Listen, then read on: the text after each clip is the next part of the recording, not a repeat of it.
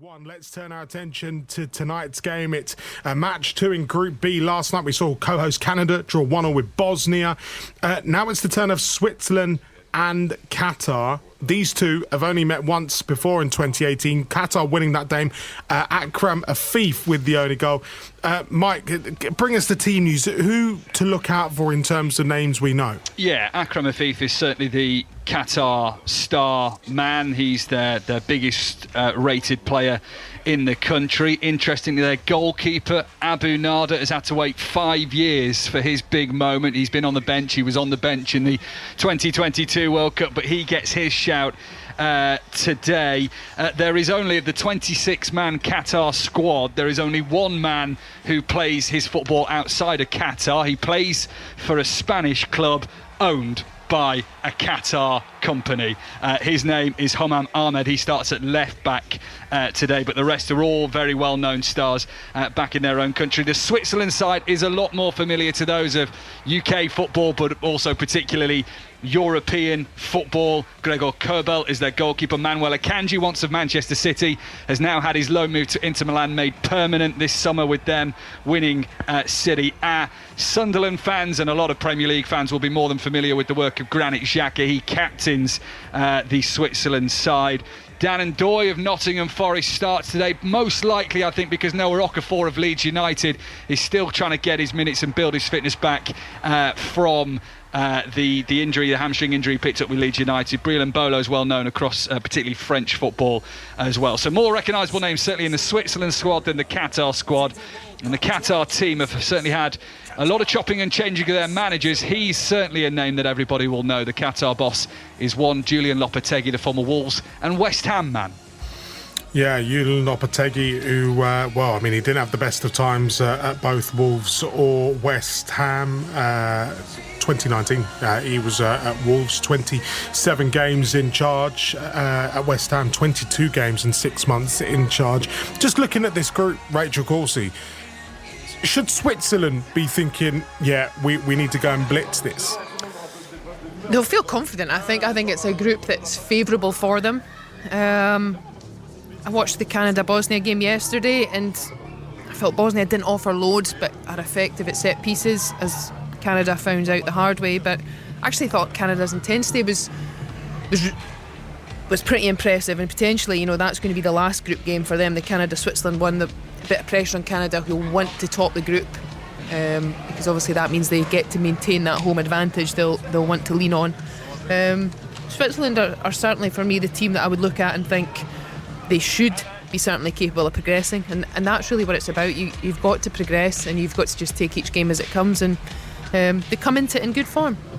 Clinton, this is a squad loaded with European experience, top-level European experience in Switzerland, and 6 of those players have played in the Premier League as well. Dan Ndoye is going to be key for him, 4 goals in his last 5.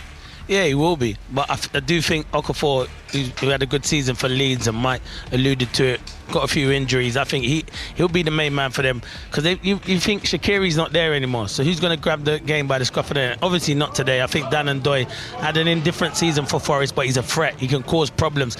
I'll tell you one thing, I agree with Rachel, is Switzerland will cause a lot of teams problems in this tournament. Some of the big teams as well. They've got experience, they've got know-how, and they've got a fantastic captain who's coming off of a great season.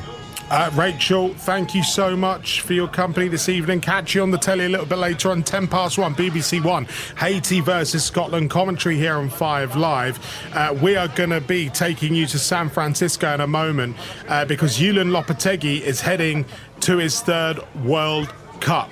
Well, that's with an asterisk. The first one, he was the 3rd choice goalkeeper for Spain in 1994. The second, of course, Mike Maine, was back in 2018, where he arrived as Spain manager, announced he was heading to Real Madrid after the tournament, and was sacked a day later. Will it be 3rd time lucky for Lopetegui, this time as manager of Qatar, winless in 8 months? Here it is, Qatar versus Switzerland, Group B at the 2026 FIFA World Cup, in the company of Clinton Morrison and Mike Maine. Well, thank you, Aaron. Julian Lopetegui makes his way out. 2 teams in the tunnel. We've had the 3 current hosts get us underway at this World Cup. Now it's the time for 2 former hosts. Qatar's perhaps a little fresher in the memory from 2022. Switzerland were the hosts back in 1954 when England went out in the quarter-finals. Back then, perhaps much like when Qatar hosted 3.5 years ago. The remaining players just make their way out of the changing rooms here in San Francisco. Akram Afif tying up his pink and white boots, the white laces. He's got the afro hair, instantly recognisable, and is very much the star of Qatar football. Still a few days out from England playing in Group L, of course. This is Group B, the same group as Canada and Bosnia, who drew 1-1 yesterday. And with Granit Xhaka stern-faced, looks like he's chewing a little bit of gum before he walks out of the tunnel. The hopes are high for him leading Switzerland out, Clinton. This is their chance to lay down an early marker. Yeah, definitely. And they've got experience. They always manage to qualify for major tournaments. They've got a lot of experience. The manager's experience, was a good player in his day as well. So, yeah, let me tell you, they'll cause a lot of problems. It's a big game for Qatar, though, and you're not gonna roll over. It's going to be difficult for Switzerland. They'll make it difficult, hard to break down. I think they'll play a low block and Qatar will try and play on a counter-attack. But, yeah, you fancy Switzerland to be the favourites this evening, that's for sure. Yeah, Switzerland now in their 7th successive major tournament after missing out on Euro 2012. In the last 6 major tournaments, they've got out the group. Qatar have qualified for a World Cup direct for the very first time in their history. They, of course, as hosts, got an automatic place in 2022 when they lost all 3 group stage games and only scored the 1 goal. 2 warm-up games for both of these sides. Qatar lost 1-0 against the Republic of Ireland, which I'm sure Clinton had a strong interest in. 0-0 with El Salvador too. The 2 teams emerged from the tunnel. Back home, they're not carrying great high hopes. Qatar, the team has chopped and changed its manager 3 times since the last World Cup. Switzerland beat Jordan 4-1 before a 1-1 draw with Australia. They are carrying strong. I believe Granit Xhaka has been speaking about how he wants to win the World Cup.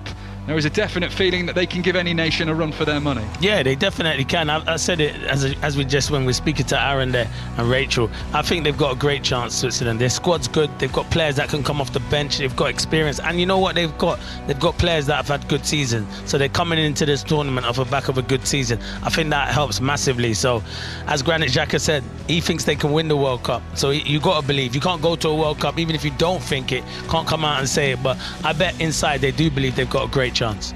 So the 2 teams have emerged from the corner here in San Francisco, led by 2 mascots, one carrying the maroon and white Qatar flag, split half and half with a zigzag effect down the middle. Switzerland's red and white flag, the red background, the white cross. On the pitch, 2 large flags. To the left, the Qatar flag bent along one long edge to mirror the centre circle. Switzerland's flag to the other side, similar fashion. And between those flags, the players, all of them, all 26, emerge and stand either side of the centre circle. The new warm-up, the walkouts rather, as both managers, Qatar's Julian Lopetegui and Murat Yakin of Switzerland, shake hands on the sidelines. It is time for the national anthems.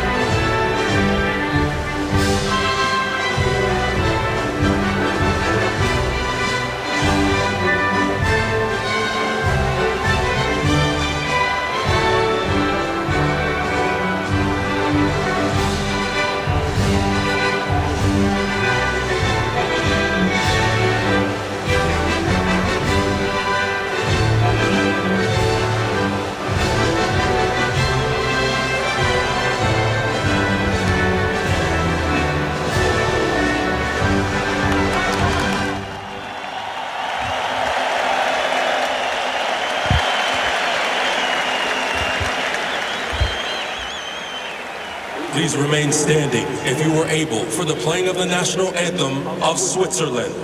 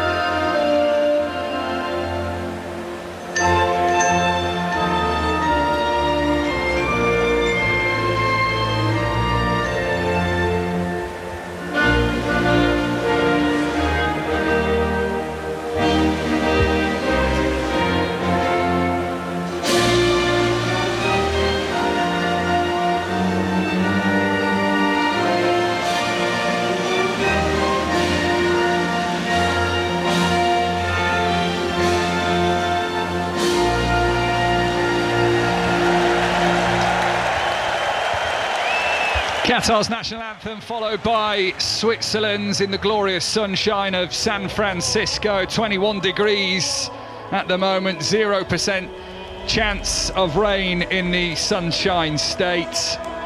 A great stadium that it reminds me a little bit of the Mestalla, the home of Valencia. Perhaps not as steep as a Spanish stadium, but three flowing stands, a couple of tiers at least on each that link the two goals on the far side. And then one separate stand along one side of the pitch. It hosted Super Bowl 60 in February. Seattle Seahawks were crowned world champions. This very much a World Series that features more than one country. So the players that are part of the starting 11 move alongside the centre circle and shake hands and bump fists with one another. This is how Qatar line up. Mahmoud Abu Nader, the Qataris' FA Goalkeeper of the Year at a recent award ceremony, is in goal.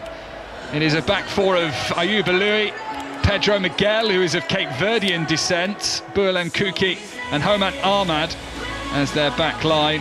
Jassem Jabba and Issa Laya in midfield. In front of them, the three of Edmilson, Madibo and Akram Afif, who is considered the shining star of this Qatar team. And Yusuf Abdurisag is their main target up front. We were talking off air, Clinton, about how Julian Lopetegui perhaps has a conservative style of approach. Do you think, looking at the formation, looking at the team, that's exactly what to expect this afternoon? Yeah, definitely. He's playing a 4, which I'm surprised at. I thought he might play a 5 and literally just leave one up front and just pack the midfield, but it's a difficult one because you sit back and eventually you will concede in this heat. You've got to know your team to keep possession at certain times. But I do think it will be a defensive option without a shadow of doubt, and they'll play on the counter-attack. Our VAR officials are on the screen at the moment. Very, very smiley set of officials from Mexico and Uruguay. I have to say, that is the brightest smile I think I've ever seen a referee or his team post. Unbelievable. Usually in VAR you're not smiling that much, so they must be doing it right. Yeah. Doing it in San Francisco exactly, as well. You're definitely doing it right. Enjoying the sunshine, no doubt. Let's have a look at the Switzerland team. They have a few more familiar names, perhaps certainly to those who watch UK and European football. Dortmund's Gregor Kobel is their goalkeeper. He replaced the famous Jan Sommer as the international number 1 after Euro 2024 when Sommer retired. Three at the back, Denis Zakaria, Manuel Akanji, who's now permanently at Inter Milan, and Nico Elvedi. Abisha, Freuler and Rodriguez in a 4-man midfield with Sunderland's Granit Xhaka, who captains the side.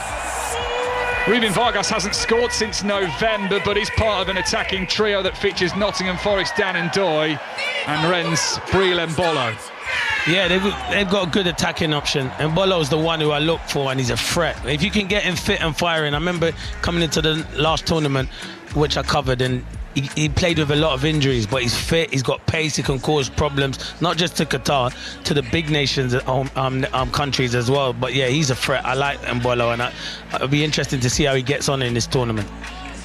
So the fans seem in good spirits as well. We've seen pictures of Qatari supporters in their traditional white robes, one carrying a very good replica of the World Cup.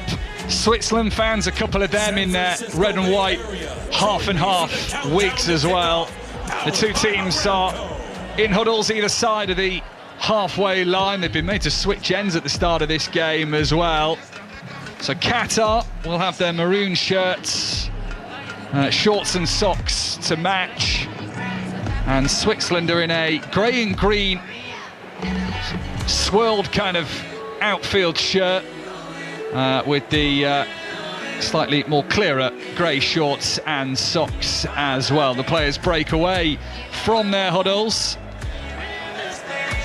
Two managers just emerge onto the edge of their technical area. Julian Lopetegui says it's one of the greatest achievements qualifying for the World Cup with Qatar. Didn't get his chance with Spain in 2018, so his chance to show what he can do in 2022. The countdown begins from 10 to 1. And at the home of the Golden Gate Bridge in Alcatraz, the steep hills and the cable cars, Switzerland get us underway. Qatar are from right to left in this first half, and Switzerland from left to right. Yeah, as I said, I'm looking at the formation at the moment, and it looks like Qatar are going to play with the three up front, so they are going to go for it. They're not just going to sit back, and I think they'll get to certain areas, Switzerland, and then they'll go and press them. So, but we will expect the Swiss side to dominate possession in this game this evening. Qatar, who needed to get to the fourth qualifying round of the Asian Confederations setup, as Switzerland had the early chance, edge of the D, the half volley. I think it was Mbolo in there taking on the shot directly in the middle of the D that hit a defender. And more defending for Qatar to do here as it's semi cleared away. Akram Afif was back there doing defensive duties. They'll need him pushing further forward. The press is on from Yusuf Abdurisag, but it's all the way back with the Switzerland goalkeeper Gregor Kerbel, and they will start again from the back. But the intent from the Swiss is visible for all to see. Yeah, it was a good run, and it's a good ball from Rodriguez. He plays on that left-hand side and causes a lot of problems, Rodriguez. He's an attacking fullback, but he could be playing as the wing-back today. But it looks like, at the moment, they're setting up as a 4, and Sakiri is playing on the right-back, in the right-back position, where I thought he might play as a third centre-half. Afif nicks the ball away from Switzerland just outside the centre circle. Abdurisag then lets Afif take over as he bundles his way through out towards this near side, the left of Qatar. Header forward again by Abdurisag, and Qatar are in round the back here. Chance for the shot that hits the legs of Kerbel.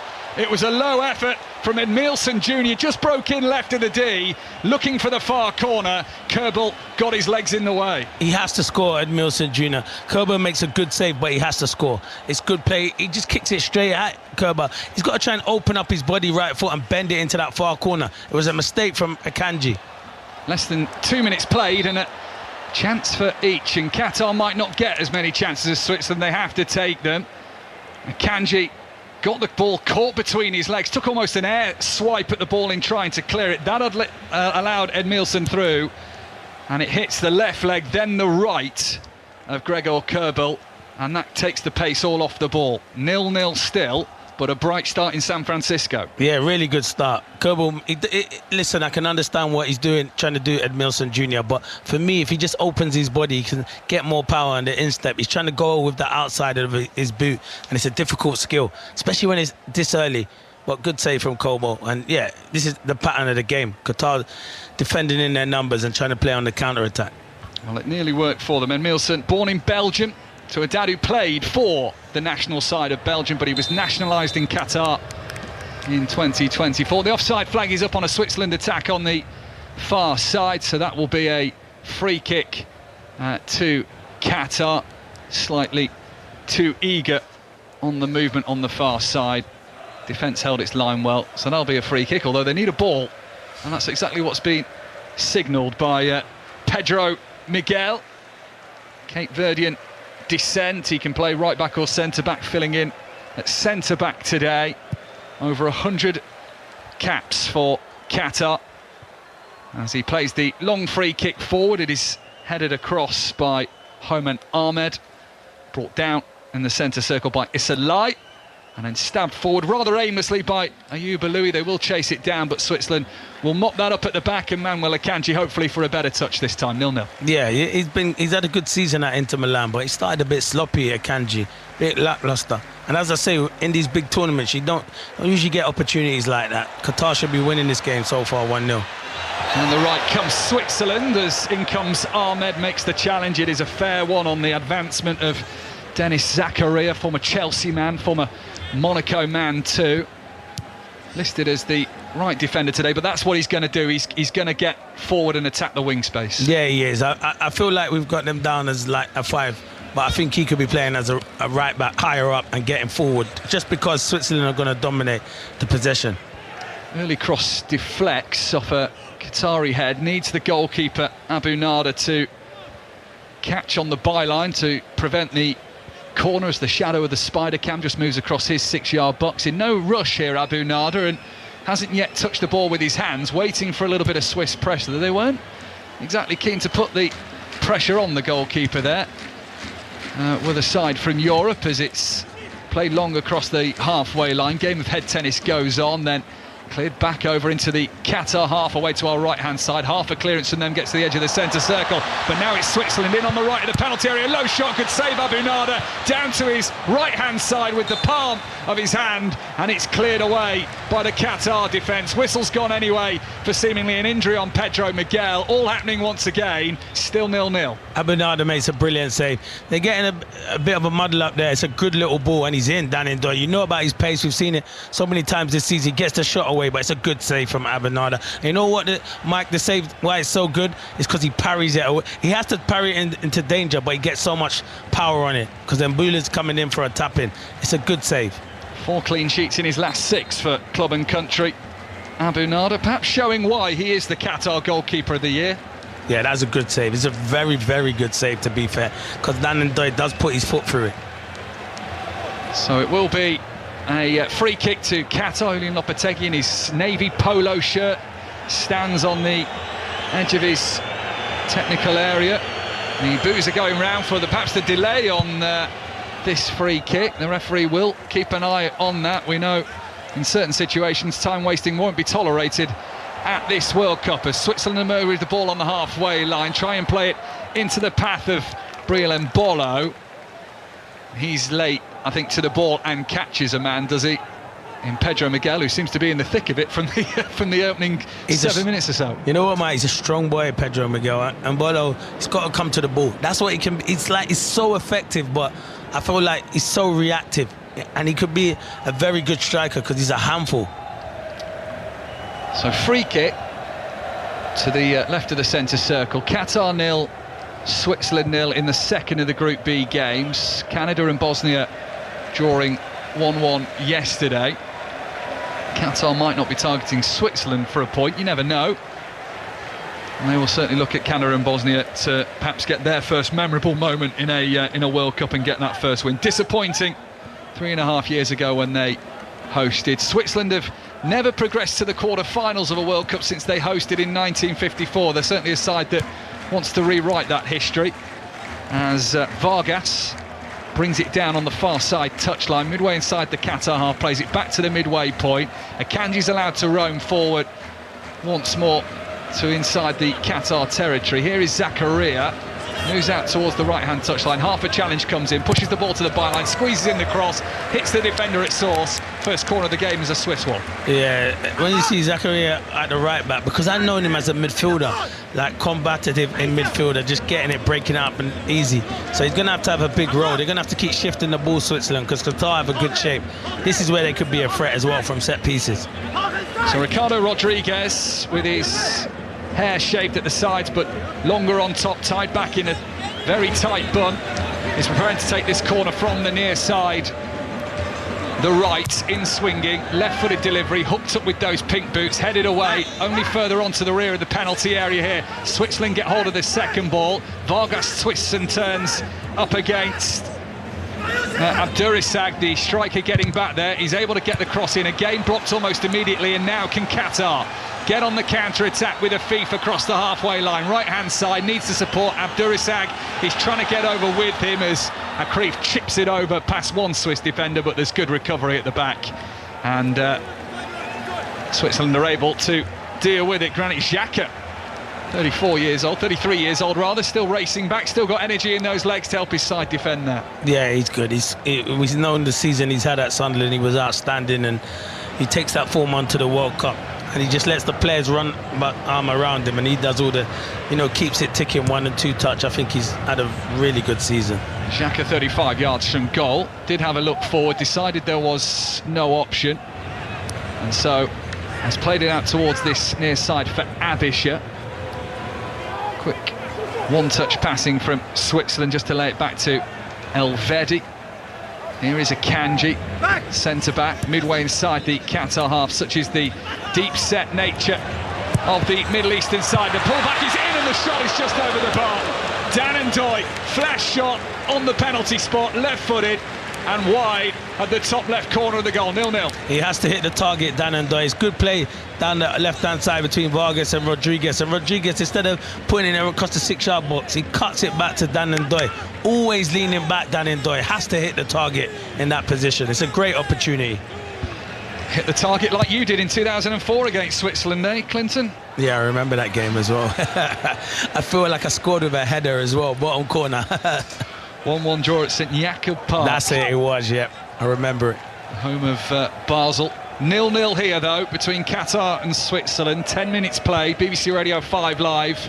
4 games across the World Cup, starting with this one tonight. And, of course, Scotland at 2 o'clock as they take on Haiti. Trip on a Switzerland player just outside the left corner.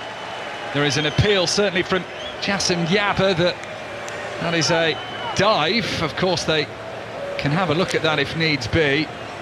Jabba certainly making the diving signal, but I think he catches the legs there of Vargas. Yeah, definitely. There's no diving that, yeah, but he's completely late. But Vargas is a player, he can cause a lot of problems, got a lot of trickery on the wings.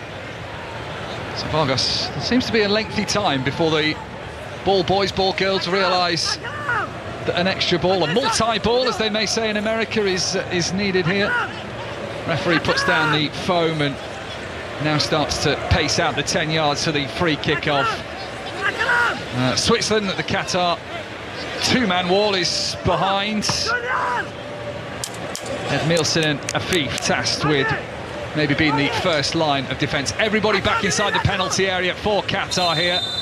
Abu Nada has organised the defence as it is swung in towards the near post, gets a flick on but not enough. And Abu Nada can clutch on his goal line, drops down to his knees. One touch, one more convincing touch. That's flying in the back of the net. Yeah, it's a good ball from Vargas. It's low, and Qatar don't deal with it. They don't have someone at the near post. Abu Nada gets fortunate that no one across the front post gets a good enough contact on it. But it feels like the goal is coming for Switzerland. They're knocking on the door. Certainly does. That one bright moment at the start for Qatar is all we've seen from an attacking sense from them. Played 12 minutes, still 0-0. As Nico Elvedi, the Borussia Mönchengladbach man, has been there since 2015 as well. Sends the ball out towards the left-hand side. Now another cross comes in, sliding challenge that sends the ball flying up in the air from Ayoub Aloui. They'd kept it in on the byline of Switzerland but can't do anything with it. Qatar able to see it clear, and once again picked up by Elvedi inside the centre circle. Yeah, they're dominating now, Switzerland, knocking on that door, moving the ball 1 and 2 touch. They look really bright. On their qualifying group did Switzerland as Abisha, right-hand side, just tries to feed it in low, in between box and touchline, but Zakaria wasn't quite up to speed with it, and it was able for Isalai just to clear a way out for a throw-in on this near side, but it's going to come back at Qatar again. All one-way traffic. Zakaria in, and there's the chance. Goalkeeper Abu Nada has caught his man. The ball hits the post. Referee says penalty. He was certainly waiting for the advantage to see if the ball had crossed the line. I think it's Danandoy who's been caught by Abu Nada, who is flat down on the floor. I think he's taken a hefty knock himself. The medics are waved on. Penalty to Switzerland. Abu Nada took out Danandoy. The ball rolled towards the post but didn't go in, and the referee says penalty. Yeah, it's a good ball from Zakaria, and I think they'll check that, but Mbolo's onside. I think it's Freuler. He might be offside, you know. It might be Freuler. He might just have gone just a yacht. It might be just a toenail offside, but they will be checking this on VAR for sure. But if he is, it's a stonewall penalty. Yeah, it is Freuler who is caught. What happened to Danandoy was in the aftermath chasing the ball to the post. He smacked into the post himself. He's up, he's okay. It is Freuler who I think is also back on his feet. It is Abu Nada, the goalkeeper, the man who made the foul to give away the penalty, which VAR is checking. That display is on our screens at the moment, but it's Abu Nada who's come off second best. He is, but it's a pen. Oh, it's just a sore one from Abu Nada. You hope he's all right. He does catch Freuler, but it's his head that then goes into Freuler's thigh, and it rocks his head back. So you do hope he's all right. I think the only thing they'll be checking for is he offside, but he might be just onside. He's come leaping out of his goal. He's completely missed the ball with two hands, lurching forward. And you're right, Clinton, it's the head that connects with the thigh, if not the hip, and that's maybe what sent him crashing to the ground and certainly unable to move. He's up on his feet, he's splashing his face with water. He'll be okay to continue providing. I think they will also check, of course, the concussion protocols. Yeah, that's good news. He started the game ever so well, and it did look like a bad head injury, but yeah, he's recovered all right, and it looks like the penalty's been given, because I think maybe they're still waiting for it. It's definitely the contact is a penalty, but it was if they're just checking for offside, but it looks like maybe it's been cleared and checked. Yeah, and the offside is that of Mbolo, who headed the ball forward into that danger zone in the middle of the 6-yard box as Zacharias swung the ball in from the right-hand side, almost on the corner of the penalty area. In doing so, Zacharias. Abu Nada's just told to back away here, despite some protests towards the referee. Makes me laugh nowadays, Mike, where everyone's just crowding around the penalty. My day and age, no one's going near that spot because I'm just taking the ball and you're not going near that. Everyone does it now, and then they give the ball to, it probably is Mbolo that's going to take the penalty. It's never the penalty taker that takes it nowadays. It's crazy, isn't it? So up steps Breel Mbolo, scored a penalty in the win over Jordan in a warm-up to the World Cup, a 4-1 win. Abu Nada is booked for his protests. Referee not happy with his dissent there, so that's a yellow card as well, on top of everything else for the goalkeeper, who 4 years ago was sat on the bench, now gets his chance, and he hasn't really made a great impression to his first World Cup finals. 0-0 the score, lengthy delay before this penalty, 16 minutes on the clock, 0-0. This is the chance for Switzerland to get in front. Referee checking the penalty area. The ball has been on the spot a while, and Mbolo, 4 or 5 paces back from the ball. It's going to be a pretty central run-up. Stands with his feet shoulder width apart. He walks up to the ball. Mbolo scores. Bottom left-hand corner.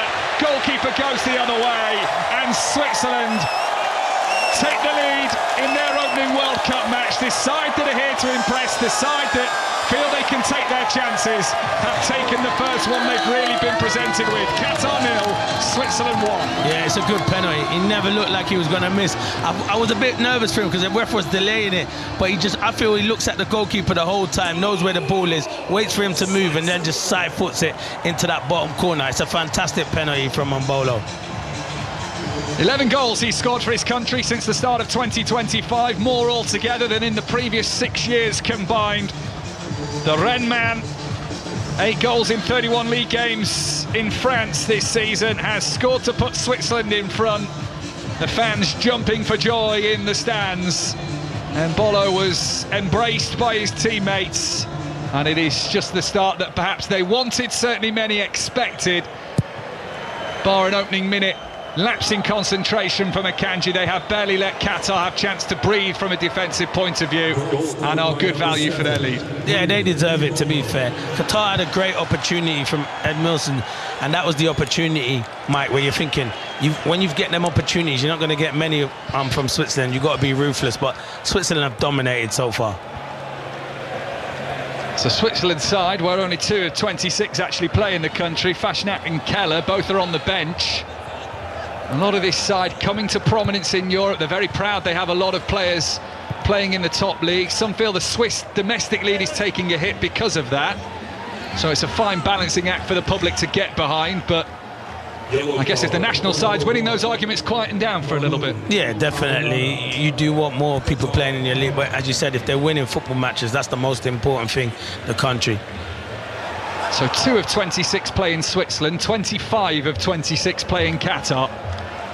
There's a contrast there. The Qatar League that had to have a couple of weeks suspended due to the conflict in the Middle East. That was in March. They weren't able to play their March friendlies against Argentina and Serbia. So preparation has been difficult for Julian Lopetegui, the manager, who still stands rather calm on the edge of his technical area. Here's Afif, plays it back into his own half. And it's just a chance maybe now for Qatar to get the ball and compose themselves a little bit. And you know what it is? You're also representing your country, Qatar, but also players can impress. There's a lot of people, you know, watching from European football that are watching these players and could say, there's a star there, maybe we could sign him after the World Cup. So I always feel when you come to major tournaments like that, who can be the star that impresses, that no one really heard of? Yeah, a chance to perhaps become the new star of FIFA is that man. But they've got to now all step up and come united, and the link-up quite hasn't been there as Abu Nada, the goalkeeper, left-footed, slices one out of play.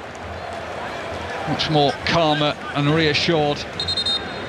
Murat Yakin, grey-haired, medium length, swept aside for the Swiss manager, who said he got a tingle for the World Cup when the draw happened in December. Gianni Infantino, the FIFA president, is here today. I wonder how many of the 104 games he's going to take in during this World Cup. Good question. I can't do that whole 104, that's for sure. It would take some serious private jet work. Exactly, I was just about to say that. Unless he's got his private jet. Ball forward again for Switzerland. It's let run. This is a chance of Zakaria at the near post. Right-footed low shot, saved by the legs of Abu Nada. Ball flies up into the air. Qatar are first to the second ball, and are able once again to hack that away. Once again out for a Swiss throw-in, but it just looks a little too easy for the Swiss at the moment. Yeah, it is. Zakaria, see, he's getting into positions where you didn't think. It was a great little over to Mbula and plays it back to him. It's a good save. Switzerland now on the far side left. Cross comes from the corner of the penalty area is closed down immediately. And then Switzerland player misplays past themselves. It goes out for a Qatar throw. Here's another look at the Zakaria chance. He dummied it at first. Left for Mbola to play through, and then Zakaria right at the 6-yard box, had a tight angle, couldn't make it quite work for him. Yeah, good save. Zakaria, it's not the finish you want. He should probably be going across him, but he tries to beat him at the near post, but it's a really good save. But good play again from Switzerland down the right-hand side. Qatar 0, Switzerland 1, 21 minutes played. BBC Radio 5 live. Brazil, Morocco follows us tonight at 11 o'clock UK time. Scotland, Haiti. And he's from 2 o'clock. And watch that on the BBC as well. Here come Switzerland down the right-hand side. Little miscontrol initially from Dan Ndoye, who is on the right-hand side, the near side here. Lays it back to Abisha.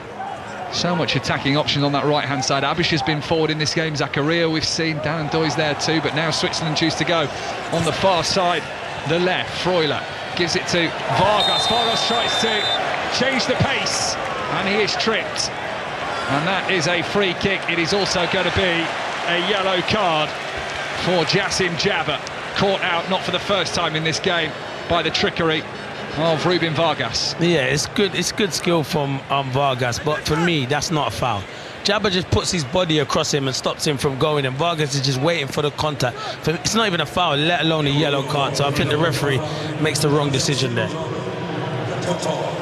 Jabber, who came to prominence in the Qatar side in the semi-finals of the 2023 Asian Cup, getting his first taste of the World Cup in San Francisco. Not a cloud in the sky on the west coast of America. Vargas is already putting one dangerous free kick from the left-hand side. We'll look to do so again here. Qatar 0, Switzerland 1. Abu Nada bent over at his near post, organising a two-man wall once again. The same components of that wall in Akram Afif and Milson Jr. as it was before. What is Rubin Vargas going to do here? There's a busy looking edge of the 6-yard box. Everybody back for Qatar. He's gone near post and headed behind for a corner by Jabber. Made amends there. Yeah, it's a big header from Jabber, and they're going to have the water break now, but it's a good ball from Vargas. It's like a cross come shot, but he is going for it and wants players to get across, but it's a really important header. I appreciate they've got to do it as close to the midway point of the first half as possible, but a hydration break on a corner? Yeah, I don't understand it. And I agree with you, Mike. I know they have to do it because of the conditions, but surely you can let the corner go and then do it after. Exactly.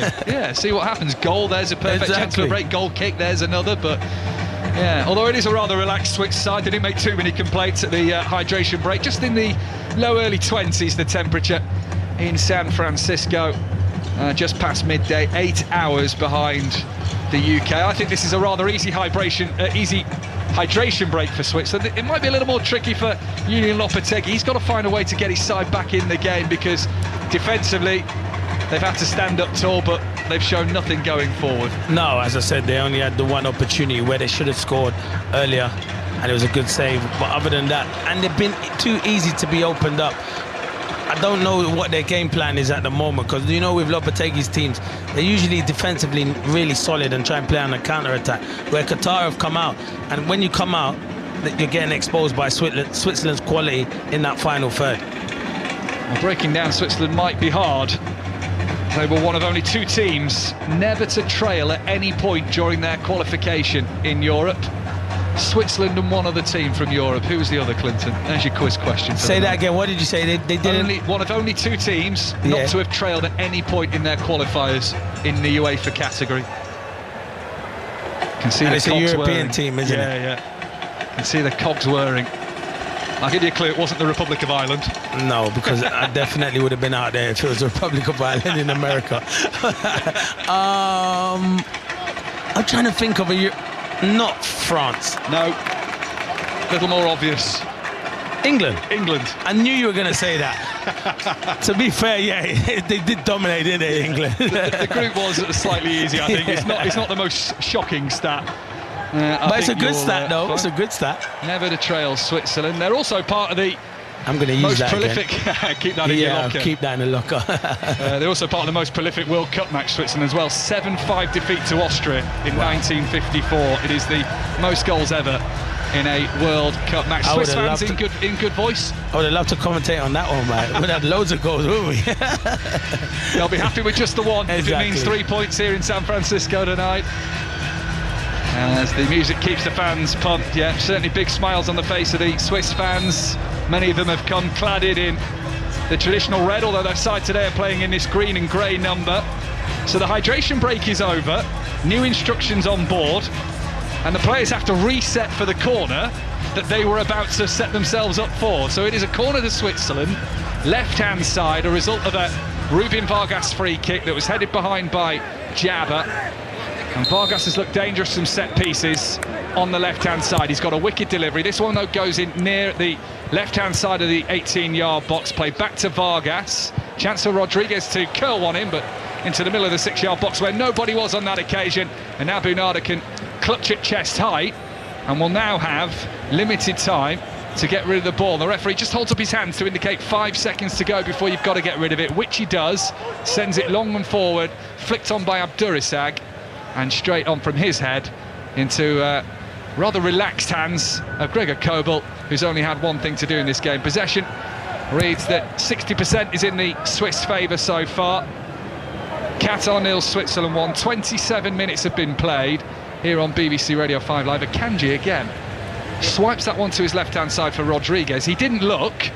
Luckily, Qatar were too defensively set up to worry about that, but that's a couple of mistakes from Manuel Akanji. Yeah, he's been sloppy, to be fair. It looks like he's got his boots on the wrong feet at the moment, and Akanji's always very comfortable in possession and such a good defender. I rate him highly, but he started the game really sloppy. Well, Murat Yakin, the Swiss coach, calls in their rock at the back. Well, he's made more of perhaps sandstone than concrete at the minute, Manuel Akanji, given the couple of mistakes he's made. One nearly cost him, that one most recently did not. So it is a free kick here to Qatar for Elvedi completely not looking at the ball and taking down Abdurisag. That's also sloppy from Switzerland. Yeah, it's a foul. He's complaining to the referee. He's not once tried to play the ball, he's just played the man. So Pedro Miguel over this with his shaved head just on the line of the centre circle that arcs round from the far side of it. He clips it forward to Abdurisag, who's only small in height, but he's won a couple of headers. Didn't win that one, but it comes off a Swiss man last and presents Qatar rather, with their first corner of the game, and they are good from set pieces. 41% of their goals in qualifying came from a set piece. Yeah. Even though if he had left it, it would have been offside. Elvedi, you don't know that, though. You don't know that, so you have to deal with it. But yeah, this is a chance for Qatar. Got to put the ball in the right area. Please miss the first man. Afif goes to the first man, but it is a Qatar player, so it's returned back to Akram Afif, who swings it in, and The looping header will go wide of the right-hand frame of the goal. It's a lie in there. There is a Qatar player down on his back who is taking a knock in all of that as well. So the medics are waved on. Didn't quite see what happened there. We'll get a replay of it here now, Clinton. It's Pedro Miguel. Has he been caught by his own teammate? He has, hasn't he? That's the second time that Pedro Miguel collided with one of his own teammates. It didn't look too bad, so he must have caught him with his elbow on the back of his head, because from our angle where we're trying to see it, we don't see a lot of contact, but it's definitely his own teammate that's caught him. Murat Yakin doesn't need to be concerned. The Swiss coach who's on our screens at the moment, white t-shirt on. It was a foul by Qatar's own man, so he doesn't have to worry about any VAR check for a flailing arm there. 49 caps for Switzerland in his day as well, Murat Yakin. Took his players to America last summer for preparation for this tournament, to get used to the heat. I know it's a year out, but it was sensible from the Swiss coach. Do we get another look at this? It's actually, there must be something from the training ground there, because what's happened is Homam Ahmad was on the byline. He's raced back almost to get onside, and in doing so has flailed his arm out for Pedro Miguel, who was stooping to perhaps win a flick on from a header. It's crazy because both players are not checking their shoulders or having a look, and they've run into each other. I can understand, but he sees him and he still runs into him. Lopetegui is having some word with the fourth official. I think that's because, well, Pedro Miguel will have to go off. The rules are, if the medics come on, players have to go off for a minute. What I think Lopetegui might be saying is, well, that's my own man on my own man. It's not a foul. And is that the same even if it's a head injury? Because I think that means, yeah, so because Lopetegui, I thought that was different with the head injury, but you're right, once the physios come on and you get treatment, it's a minute that you have to go off. I thought it was different for a head injury. That's what I thought Lopetegui was trying to say, but it's the right decision then. And he's also been pointed to go off at the nearest he's exit, come back on he's quicker. Come straight back on, He has come back on quicker. So maybe the referee got that wrong because it is a head injury. Lopetegui's complaints worked. Exactly. Communicates to his Qatar side in English, he was saying as well. The Spanish manager, the second Spanish manager Qatar have had, Felix Sanchez, at the last World Cup. Then they rotated very quickly, got rid of Sanchez, brought in Tintin Marquez. He didn't last long, poor start to Asian qualifying. His assistant then took over before Lopetegui came in, and results have been mixed. They had a very poor Arab Cup in December. It's outside the FIFA window because a lot of Qatar players play in Qatar. They're able to recall on their first team as much, but they didn't get as far as they wanted, and we're losing to countries who are having to play almost their B and C teams because they couldn't recall players who play in different leagues outside of the FIFA window. So he has some making up to do, Lopetegui, some names to perhaps impress in Qatar, and 1-0 down here against Switzerland. That's not changing anytime soon. We are past the half-hour stage. Qatar 0, Breel Mbolo's penalty means Switzerland lead by 1. Inside the centre circle, Elvedi, lovely drifting ball out towards the far side that is headed on by Vargas, but nobody to attack in the penalty area. The header wasn't quite angled well enough, and Abu Nada can catch comfortably inside his 18-yard box. The stats say it all. Clinton attempts at goal, Qatar 2, Switzerland 8. Yeah, they've dominated Switzerland, but you expected that. But the one chance Qatar did have, I think it was the biggest chance in the game, and they didn't take it. They weren't ruthless enough, and that's what you got to be like that when you're playing against a good team like Switzerland. Vargas again, left-hand side, squares himself up against Ayuba Louis, crossing from the corner of the penalty area. Keeper again comes out for it, but never looks convincing, commanding of his penalty area. It's headed away by one of his defenders in front of him. Now here's Dan and Doy of Nottingham Forest, right corner of the penalty area. Qatar 0, Switzerland 1. Elvedi squares it, gets it back, has a look up into the penalty area all the time. He's got space in front of him and time as Ndoye tries to bend it left-footed, curl it into the far corner. That's blocked immediately by a defender. Abdul Rassaq cannot get forward himself to get Qatar on the counter-attack. Here is Xhaka, square pass in from the right-hand side. The short brown hair of Granit Xhaka, the leader, the midfield linchpin of this Swiss side, their captain as well, part of the Sunderland team that will be playing in Europe next season, Europa League, a 7th place finish on the final day. Scooped up out towards the left. Here's an opportunity again for Switzerland to build. Rodriguez, bright pink boots strapped to his feet, another man with similar boots in Akanji. So is Elvedi, who from 20 yards looked like he was always lining up the shot, but the ball kept squirming away from him on the right-hand side of the penalty area. Switzerland now have kept the ball in motion, rotated it and reset and gone again, as Qatar are certainly mentally stretched in this game, having to be switched on for those late runs down the middle like this from Mbolo, who now tries to backheel it into the path of Ndoye. Slices it wide of the right-hand post, goes well wide of the goal in the end, looks for a deflection. Sip of water for the head coach, but patience prevailed there for Switzerland. Yeah, with Dan Ndoye, it always looks like he plays at 100 miles an hour. Sometimes he has to slow down. We know he's a talented individual, but it's good play again from Switzerland. As you said, Mike, nice and patient into Ebola. And when he gets into that into the box, he's so strong you can't touch him. It's a great little back heel, but he rushes the shot, Dan Ndoye. I think they know, Switzerland, if this doesn't work out first time for them and whatever the game plan is, they can just send the ball back to halfway line, restart, because Qatar aren't pressing them too high up the pitch. They've got time to think about the ball. They're standing off, crossing from Zakaria on the right, and it needs a Louis to send behind. Referee says there's a foul on Pedro Miguel in racing for that ball from the cross from Zakaria, and that will be a free kick to Qatar. Yeah, I think Miguel, he gets caught by Mbolo. He just catches him. He doesn't mean to catch him, but his foot just clips his ankles. And once you feel contact and you're going towards your own goal, you're going to go down, especially when your team are having to defend. Despite the innocent appeals of Breel Mbolo, it is a free kick to Qatar. Yeah, both looking for the ball, both running in towards that near post, and as you say, just an unfortunate clipping of the heels. Yeah, and Mbolo's been a threat though up front. He has been a threat. He hasn't seen a lot of the ball, but when he has seen it, you can see why he's a handful. And his penalty is the difference. You can rewind for that on BBC Sounds if you missed it in and around the 17-minute mark. We kicked off at 8 o'clock UK time, midday in San Francisco. Brazil-Morocco kicks off at 11 o'clock UK time. As Switzerland come forward again, Rodriguez out towards Vargas. Again, the change of pace, gets it to the byline, crosses it in, headed before it gets to Mbolo. Freuler clips it up. Now the decision has been made by the referee that it is a goal kick. Took his time on that. Did look like it might have gone out of play from Vargas on the turn of pace, but the referee took his time over that. Yeah, he did take his time. And yeah, the ball was out. So, good decision made.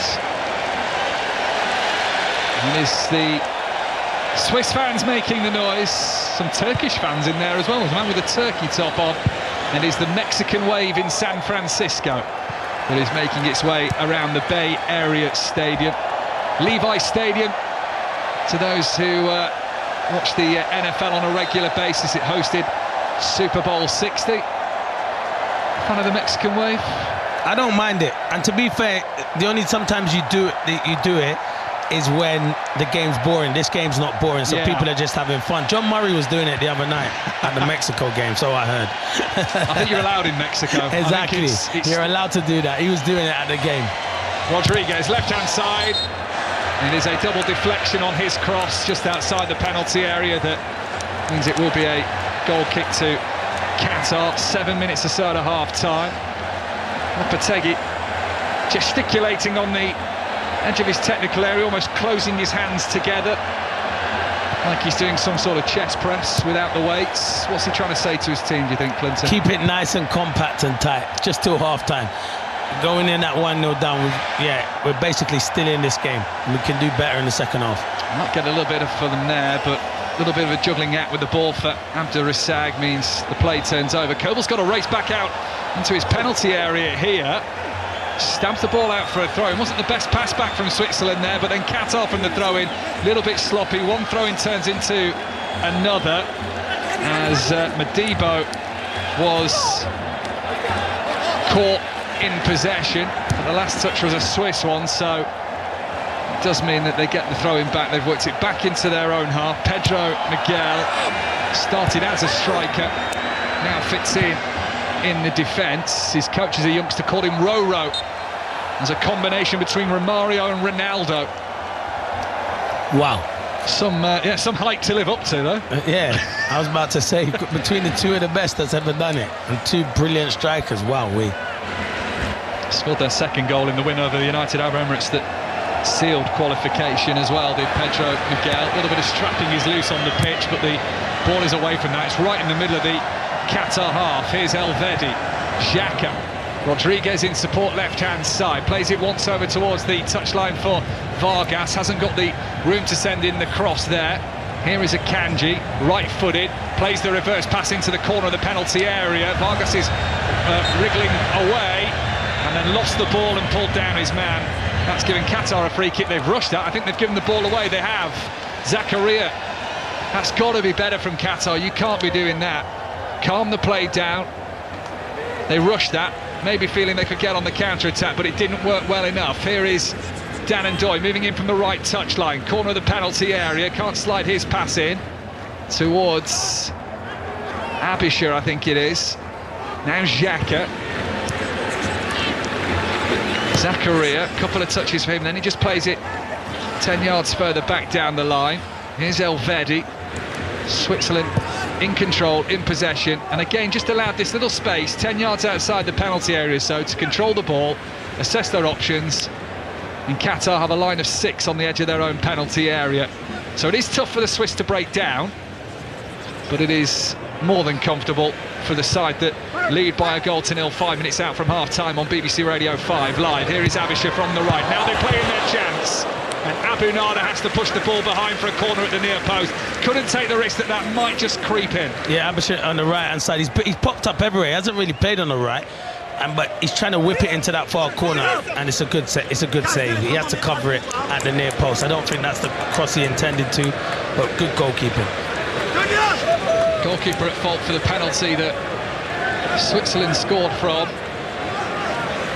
It is the crosses where I would be targeting with him. He looks unsettled. He doesn't know whether to come or stay, and when he does come out, can't really say he's been near the ball. That one was too close to him. Vargas is right-footed out swinging. Corner is met on the volley, just on the penalty spot, but blocked by too many maroon shirts in the way. It was Embolo having a swipe at the ball.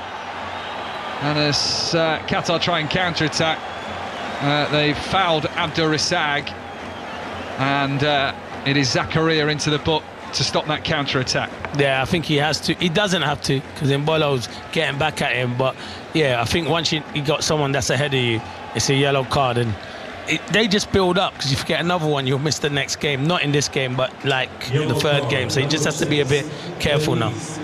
It's his first start, Denis Zakaria, at World Cup.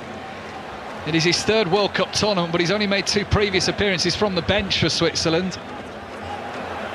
He has had an impressive season for Monaco, it has to be said. More work to do at the back, though, for Kerbal. Talk about Abu Nada at one end not looking too comfortable. That's a couple of mistakes from Kerbal. Oh, okay, he's under pressure. His teammates haven't put him in the best situation, but he's smacked them straight out of play on the far side each time. Yeah, and Kerbal, he's done well. He's made important big save, but he's not Sommer, is he? Sommer was very good with his feet. Here's a chance. It is a swiping shot again from Ed Nielsen that needs the foot of Kerbal. Much more assured that time to clear it behind for a corner.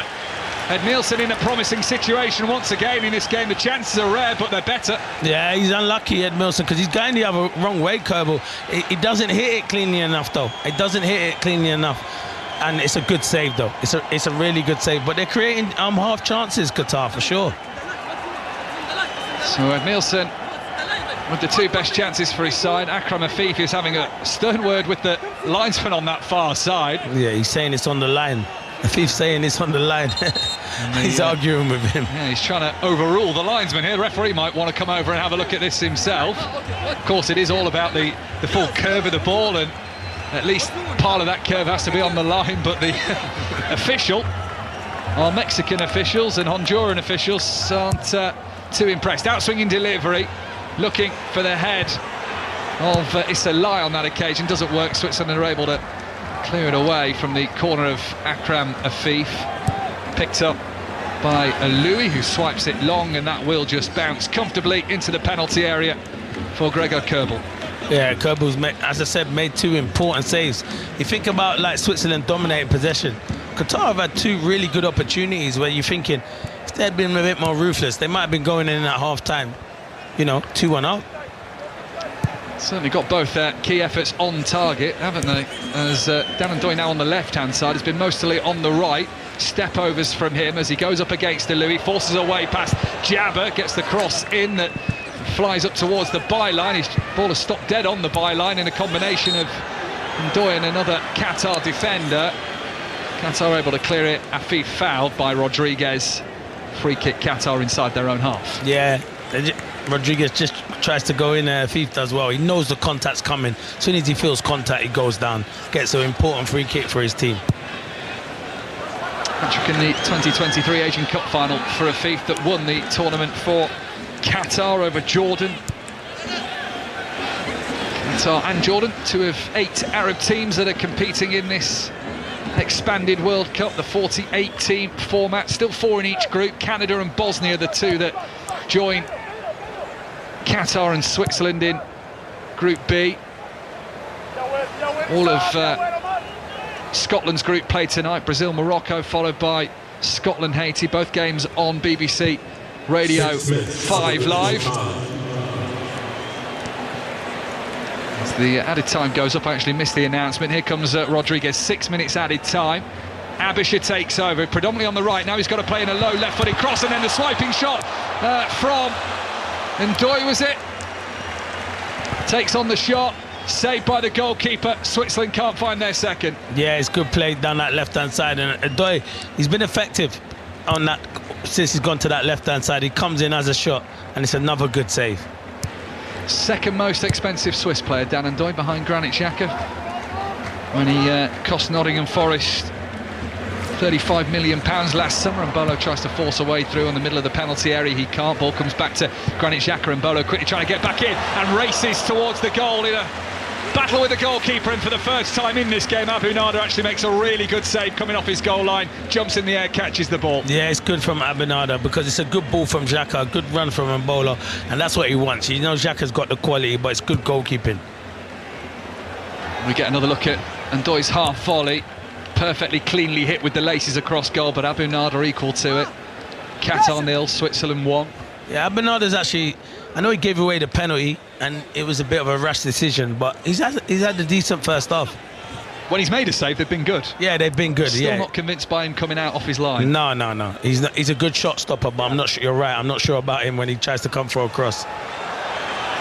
Long ball played out towards this near side, controlled well, but then heavy touch. Oh, the first touch looked good, and it ran towards the byline. Now it's a goal kick to Switzerland.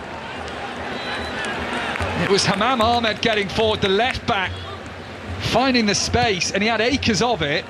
Just the touch had to be better. It's heavy off his boot and behind for a goal kick. Yeah, Ahmed makes a brilliant run, and that's where Qatar have struggled. Either their final pass, final touch, final cross shot hasn't been good enough, and that's where they're lacking in quality in that final third.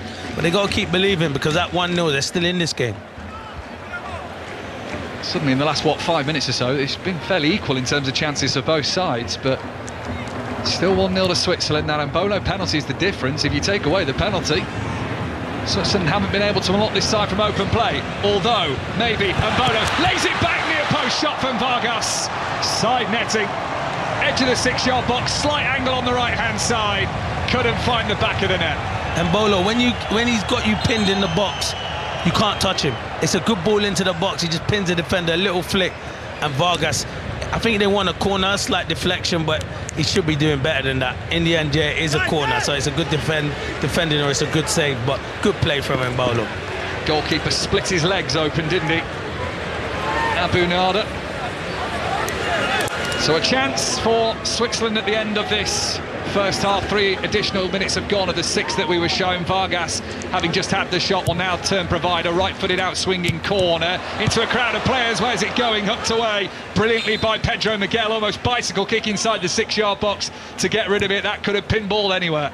Yeah, Miguel, he's been in the wars and he's had to defend ever so well. Pedro Miguel at the back for Qatar in this first half. And this, yeah, the save, it is another good save, to be fair. It's a really good save watching the replay. The way he spreads his legs.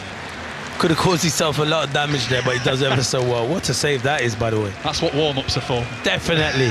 I couldn't do that at my age now. I'd be out for about 6 months. Don't think I've ever been able to do it at any age. 1-0 Switzerland. Free kick to Qatar. as we hit the 4th minute of stoppage time elapsed. So a couple of minutes to go. Strong header from Akanji back towards the halfway line. Forward again by Qatar, hooked away by Rodriguez into the centre circle. It goes for Kuki, the captain. He's been with Al Sadd for almost 9 years. League winner this season. Arcing ball, switching sides, out towards the right, looking for a Fief, comes off the head of Dan and Doy, who was recovering back there. And it has given Qatar a corner on the far side towards the end of this first half. I hope that's the sun shining on the floodlights at the top of the stadium that we could see there.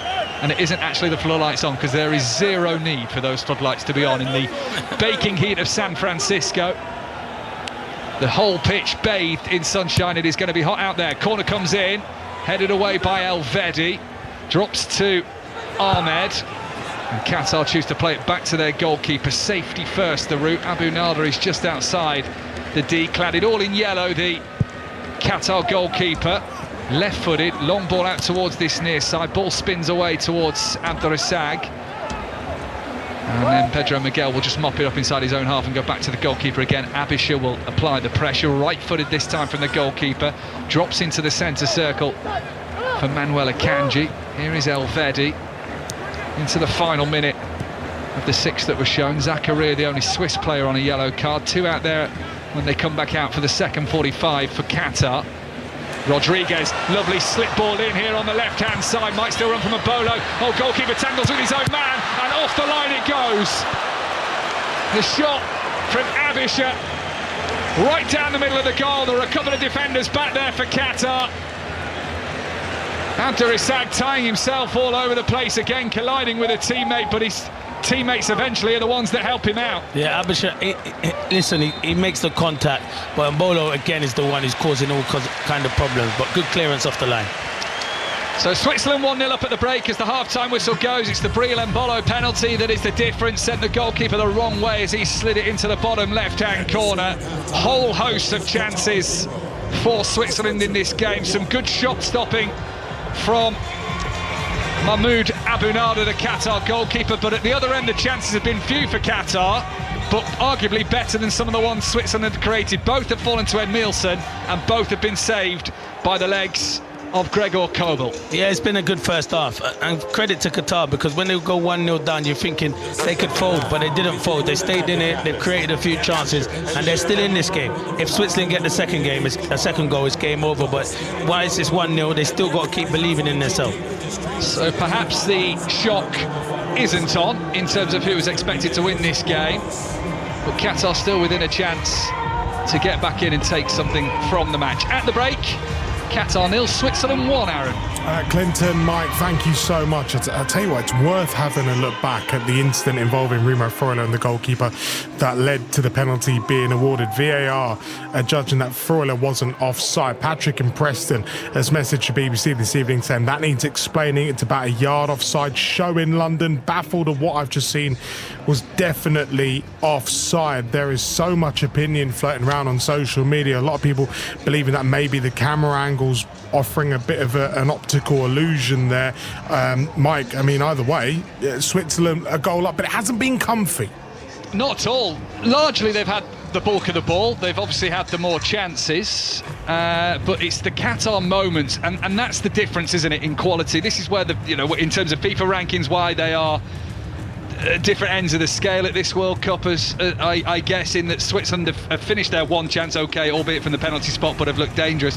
Qatar have had 2 major chances, both to Ed Nielsen, and on both times just needs a little bit more of an angle from his shooting ability to get that round. Gregor Kobel has saved both shots with his legs, but I guess the Qatar argument at half-time maybe here, Clinton, is actually without that penalty, this is 0-0. Yeah, and looking back at the replay, what we've got in front of us, I said it during commentary, I knew I shouldn't second-guess myself. He's offside for all.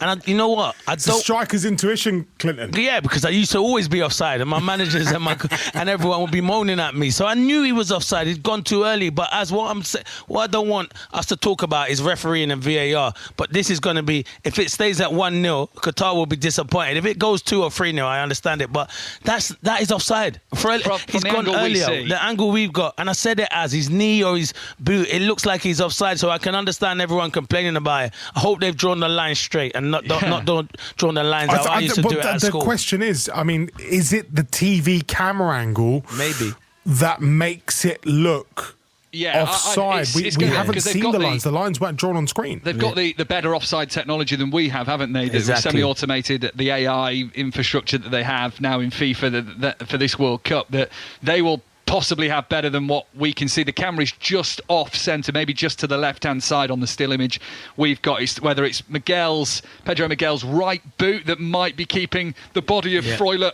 onside in his chest, but again, it's all about angles, isn't it? We saw it with the corner, and Akram Afif arguing whether his ball was on the line ready to take a corner. The referee had to come over and assess it. So it is all about angles, and that's where I would possibly trust VAR. Yeah, I agree. A little more than what we've seen. Great stat flying out of Opta this evening. Breland Bolo's opener from the spot against Qatar was not only the first penalty of this World Cup, but was Switzerland's first ever penalty at a World Cup, excluding shootouts. Great stuff there.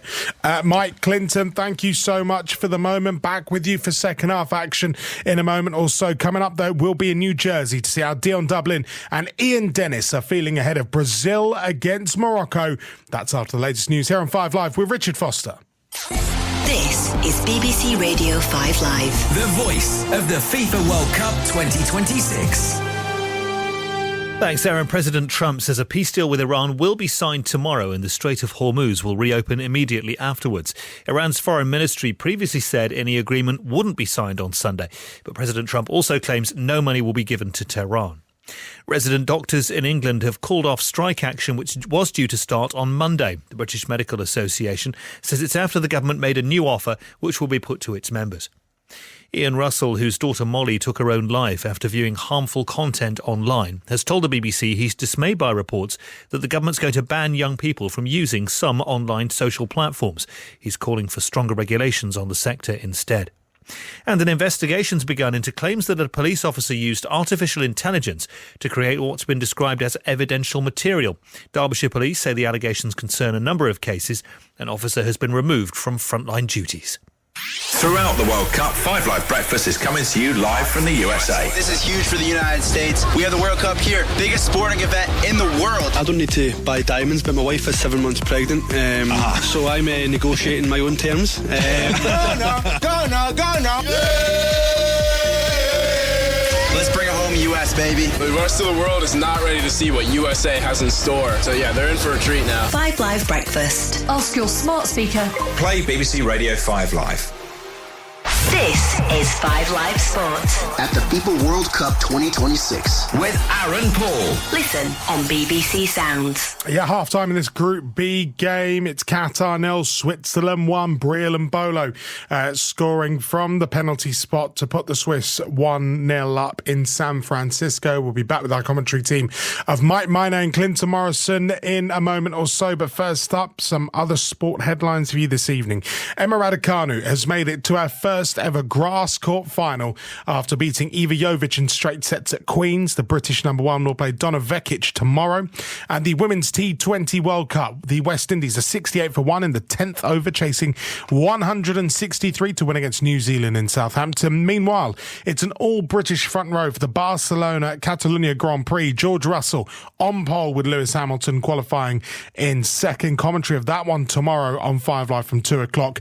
And Exeter will play Northampton in Rugby Union's Premiership final at Twickenham. The Chiefs beat Bath 27-26 in today's thrilling second semi-final. Now, of course, tonight 5 Live brings you Scotland against Haiti. We'll catch up with Ian Dennis and Dion Dublin in a moment or so.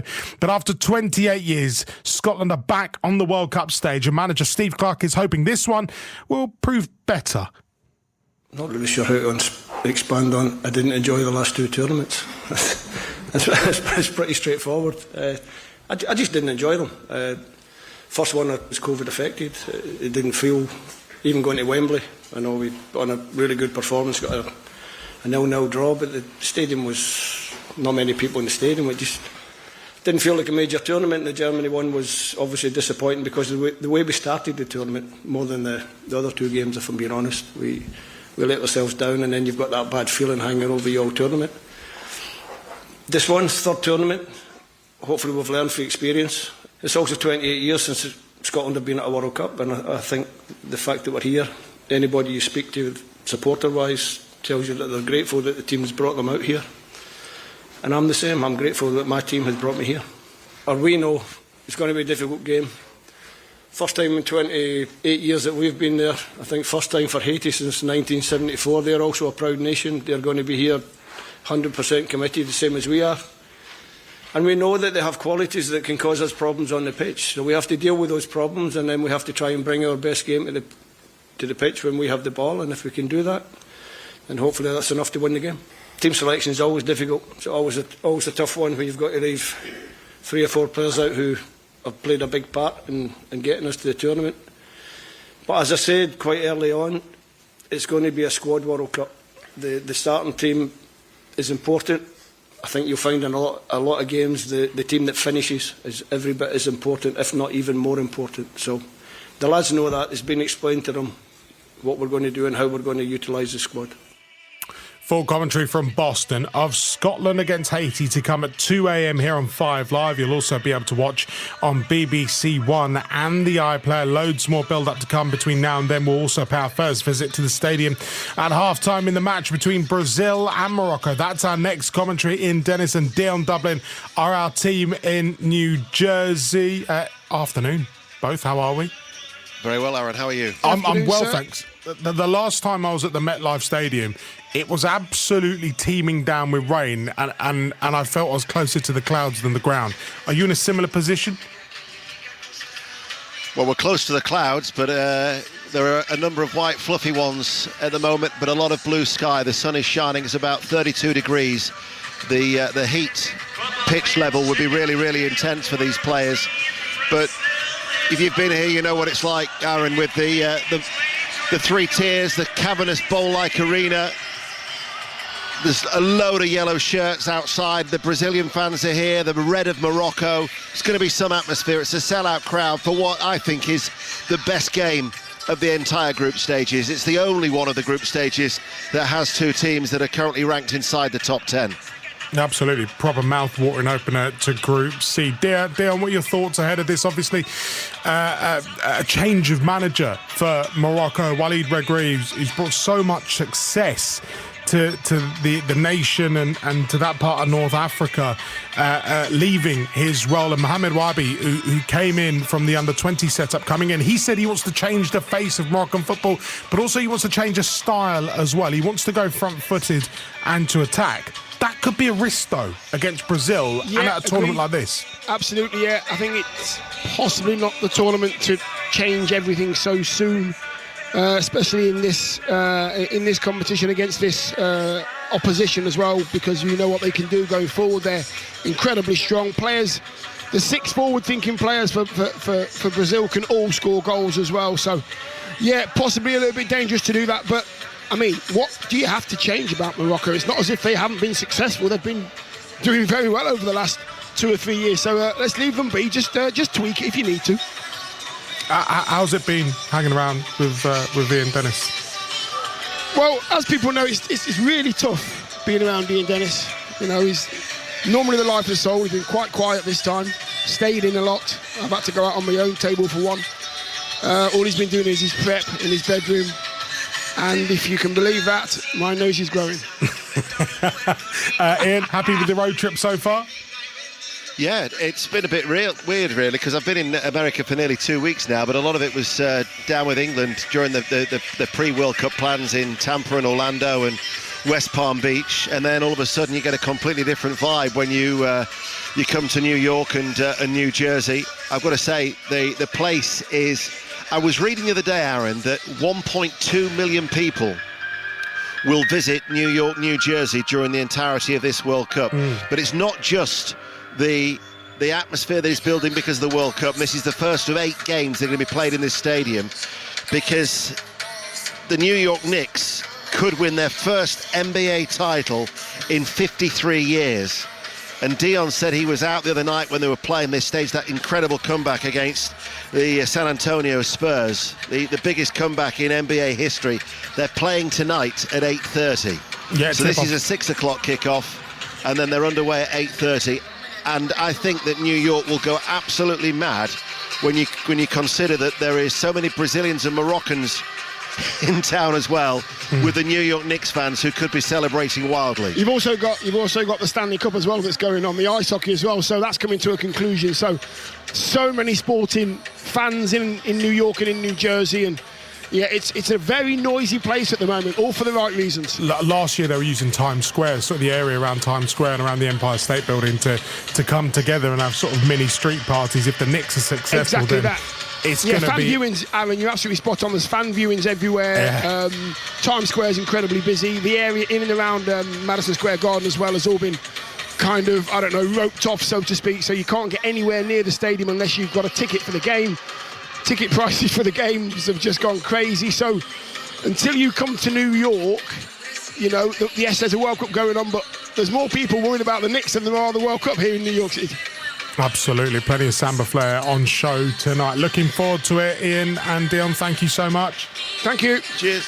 Senior football reporter Ian Dennis and Dion Dublin, who will bring you full match commentary of Brazil against Morocco from the MetLife Stadium, New Jersey. Of course, I'm sure there'll be a look over the NBA as well. The New York Knicks taking on the Spurs. That one tipping off at 1:30 in the morning. No doubt you'll be staying with us for Haiti versus Scotland live from Foxborough in Boston as well. That one kicking off at 2 o'clock. You can watch the coverage on the iPlayer starting from 1:10. And then 5 o'clock, Australia versus Turkey. We are back though to Group B, and for the second half of Qatar versus Switzerland. Yulan Lopetegui said he didn't want to just come and make up the numbers here. His side are behind at half-time. Mike Maine and Clinton Morrison. Thank you, Aaron.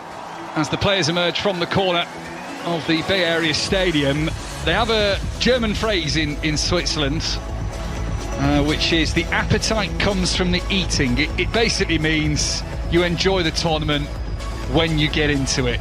I asked a Swiss journalist whether there's a feeling in Switzerland of excitement around the World Cup. He said no, the appetite comes from the eating. Clinton Morrison with them sweets, how's your appetite? Yeah, my appetite's really good. I do love my sweets, and yeah, I do love them, and the sweets are really good, but my appetite is very good. It's going to help me get through the second half. I think it is. It's a good expression, isn't it? The appetite comes from the eating. The World Cup certainly feels like it's here now. Yep. Sunshine of San Francisco. Switzerland leading by 1-0. They have won their, or rather unbeaten in their last 6 opening matches at a World Cup. 1-3, drawn 3. Last time they lost at their opening game at a World Cup was 1966 against West Germany, 5-0. We all know what happened that year. They're getting ready for the second half. It is Briolambolo's penalty that is the difference between the two sides. That came after round about quarter of an hour into the game. You can listen back if you missed it on BBC Sounds how the penalty happened and perhaps some of the controversy around it. We discussed that at half-time as well. Was Freuler offside? From one angle maybe, but VAR's got all the technology behind it. As we go for the second half then, no changes at the break. Qatar from kick-off have gone rugby style and belted that up one end of the field and out of play for a Swiss throw in the corner. I see, you know who does that? PSG do that. And also, you know who did it the other day? Arsenal did it. So it's definitely getting on. Everyone's starting to copy. So PSG do it. Qatari owned PSG. Yes. Maybe it is. Maybe it's just a thing they staple in Qatar. That's the rules from kickoff. But Qatar get us underway. They're in their maroon kit. The shirts, shorts, and socks to match. A little bit of white piping on the top of the shoulders on the Qatar shirts. They're now left to right in the second half. And Switzerland in their grey and green combination shirts, the grey shorts, the grey socks, are from right to left. 2 Qatar players on a yellow card. Run you through the 2 teams when we get a chance to do so, one of which is the goalkeeper, the other is Jassim Jabba, and it is Denis Zakaria of Switzerland that is on the yellow card for the European side. Switzerland leading by 1-0, and very much as you were from the first half into the second. The Swiss looking comfortable on the ball, allowed to have the possession, certainly up to the edge of the Qatar defensive third. Then a slight press ensues, just wondering how much, because the sun is all over the pitch. There is no shade, there is no respite in San Francisco on this pitch. How much energy conservation is going on at times from these two teams? Yeah, even more so for Qatar when you're not got hold of the ball. When you've got the ball, somehow you have some energy and it keeps you going. Vargas plays the 1-2 with Freuler, who is held back, and that has given a free kick to Switzerland just outside the penalty area. Can't say I saw the biggest shirt pull there, but... No, I just feel Vargas, as soon as he always gets contact, he wants to go down. As soon as he feels a bit of contact, he wants to go down. But what you were just alluding to, Mike, about the heat, and I do think there will be a lot of substitutions. I think you got to, capitalise on your squad, especially in these kind of conditions as well. Bernardo's in goal for Qatar. Louis Miguel, Kuki and Ahmed. The back line, Jabba and Isalai hold the midfield, and Milson, who's had a couple of chances in the first half, with Madibo and Afif behind Yusuf. That's the Yusuf Abdurisag. That is the Qatar side. We'll go through Switzerland in just a moment. Vargas over this free kick. He's been their set-piece man in the first half. That'll continue into the second. Out on this near left-hand side. Curled in. Goalkeeper comes out again. Off the head of Elvedi, and then off the head, I think, of Abdurisag. Was he in there as well? Going to look at the replay here. Yeah, it is a double deflection, isn't it? Firstly, off Elvedi's head, and then off that of the captain, Kuki. So, corner to Switzerland. Near side, the left. Vargas, the man to take. No surprise there. By the entrance of the tunnel where the players walk out from. Near side, the left. In swinging delivery towards the back post. Goalkeeper, double-fisted punch out towards the far side. Ball bounces along the byline. And out for another Switzerland corner. Yeah. Goalkeepers have a thing of, I know he's under a bit of pressure, but can they catch it? They love punching it. It frustrates me when you're playing and goalkeepers punch it. I always think to my goalie, can you come and claim it? I understand sometimes you're under pressure, you have to punch it. It's 1-0 Switzerland, nearly 4 minutes gone in the second half. Vargas now from the right-hand side, so this will be an out-swinging right-footed delivery. Manuel Akanji steadies himself, ready to make that run at the right time, and it goes towards Akanji, away by the head of Kuki, back out to Vargas, far side, the right, long-range shot, it's drilled in and fired over the bar, always rising from Granit Xhaka. The Switzerland captain fancied a little go from 30 yards there, he hit that with venom, always rising. Did the goalkeeper get a nick on his gloves? Has the referee seen that? Referee hasn't seen it, but we've seen it after the replay, because it's a brilliant save. It's a good strike from Xhaka, a really good save. It should have been a corner. And what FIFA can do at this tournament, what VAR can do, is change a corner to a goal kick, but it can't change a goal kick to a corner. It has time, very short space window to review a corner kick given, not a goal kick, and Switzerland might there just hope it was the other way around, but it is not. And the idea of that is that FIFA do not want a goal scored from an incorrect corner decision, which makes sense, but yep, they should have had a corner there. It is the fine skin of the glove of Abu Nada that has seen that over the bar. Referee missed it. Vargas, lovely skill, flicks it round the corner, left-hand side, just steadies the ball before the byline. Right-footed cross, doesn't come off, blocked by Jabba. Now flicked onto Freuler, corner of the penalty area, arcing ball in, round the back, might come to Ndoye here, bounces off his thighs, he got the angle to shoot, takes the shot on, and the referee has another decision to make. Ndoye has pointed for the corner. Dangerous ball in by Freuler. Yeah, good ball in from Freuler, and Dan Ndoye's first touch takes him back, and then he tries to roll Ahmed, and I think he slips, and once he slips there, when he gets his shot away, it hits his standing foot and goes out for a goal kick. Yeah, I think goal kick's the right decision. It certainly has been given that way. So had that been given for a corner, that is what VAR can review, and they would have overturned that and given it as a goal kick to Qatar, who trailed by a goal to nil nearly 6 minutes into the second half. BBC Radio 5 Live, and Bolo trying to pounce on a pass back that wasn't exactly the quickest of pace from Qatar.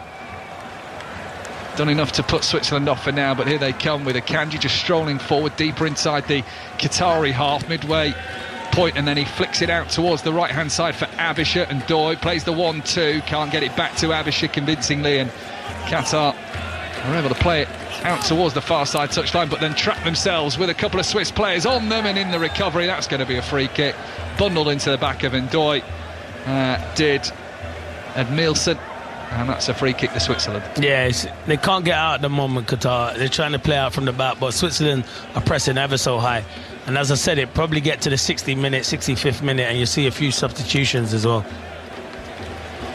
Well, among the Asian teams to have played 10 or more games in qualifying, Qatar's matches featured the highest average goals, 3.61 per game. We have just the one so far, but Switzerland looking to change that. Qatar trailing by a 0-0. Rodriguez over this free kick. It won't be Vargas on duty for that.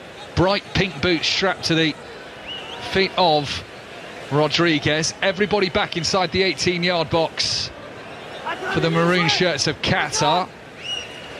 And Doy would make the run to the near post, you would think, here for Switzerland. Zakaria is in there as well. Akanji too. They've both got height in towards Akanji, tries to flick it on. That's off a Qatari man last in the form of a Louis. And so a free kick turns into a corner. Yeah, it does. It's good balls into the box, but one thing, Qatar, they defend it ever so well. There's a lot of grappling the shirts in that box, but you got to do what you got to do to keep the ball out of your net.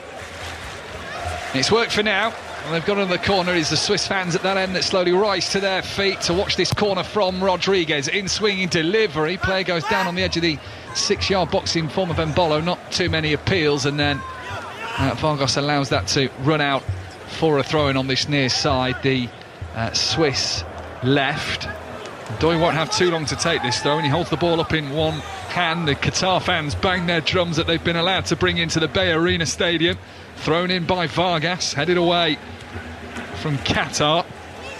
From Bolo and Zakaria, with Nielsen also making himself a nuisance. That is bounced into the Swiss half on the clearance. Abdurrazzaq didn't really know how the bounce of the ball was going to go there. It was almost like he was watching like a rugby ball, like it could go anywhere, but never got it under control. And ball played back by Switzerland to the bright blue shirt of Gregor Kerbel, the Dortmund goalkeeper. Replaced Jan Sommer. It was after Euro 2024 that Sommer retired, along with Fabian Schär, along with Xherdan Shaqiri. And what the praise has been of the Swiss manager, the grey-haired Murat Yakin, is that he's transitioned this side well, that they haven't lost that momentum as some of their star players, and in fact there's been almost new heroes reborn. Yeah, because they have lost a lot of good players, especially in them attacking areas and experience. I'm surprised about Fabian Schär, because I still feel, I know he's had a lot of injuries, but the partnership with Akanji at the back, I still think he could do a good job.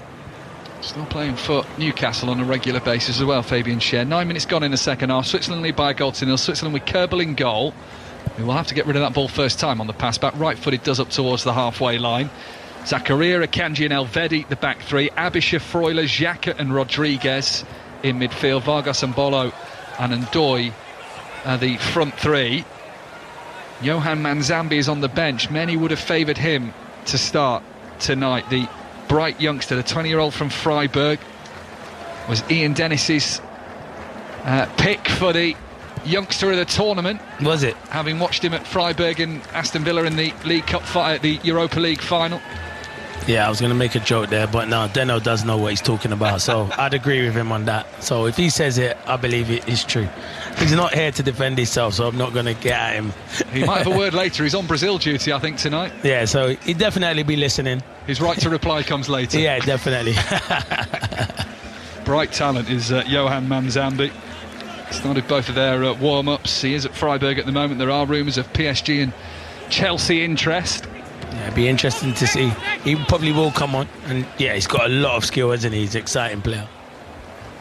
3 goals for his country in 12 games. As Switzerland have the possession right at the centre circle. Manuel Akanji again. It's just that lack of press early on from Qatar that allows Akanji to stride up to the halfway point of the Qatar half. He's played it out to the right-hand side with Zakaria. Now Abisha stood off from him as well. He's allowed to arc the ball in from that right-hand side, headed away by Pedro Miguel. Here's a Fief. And in terms of an attacking sense, apart from set pieces, we've seen nothing from the Fief. The attacking press has come from Abdurrazzaq. The chances have come from Ed Nielsen. Here's Akanji again, this time inside his own half, right-footed, long ball that bends towards this near side of the pitch. Vargas will chase, prevents it going out for a goal kick, nudges it out for a throw-in instead with the side of his boot on this near side. The half-time break was really almost killed any atmosphere inside this stadium in San Francisco. This huge, almost steep 3-tiered stand on the far side, lone stand on this near side. It sweeps round across the goals and behind onto that far side as well. Quite a menacing arena that can hold in and around 65,000 people. It's held big concerts as well. As Qatar get the ball to the centre circle, as they're playing out towards Afif on this near side. Stoppage in play because of an injury to Kuki, the captain, but you were shaking your head, Clinton, because they weren't able to make the counter-attack work. Yeah, because they get the ball and they panic and they rush it. It is a foul. Dan Ndoye does catch Kuki, but get up. There's nothing wrong with you. He catches you. Get on with it. I know you're trying to get players yellow carded, but it should have been a yellow card.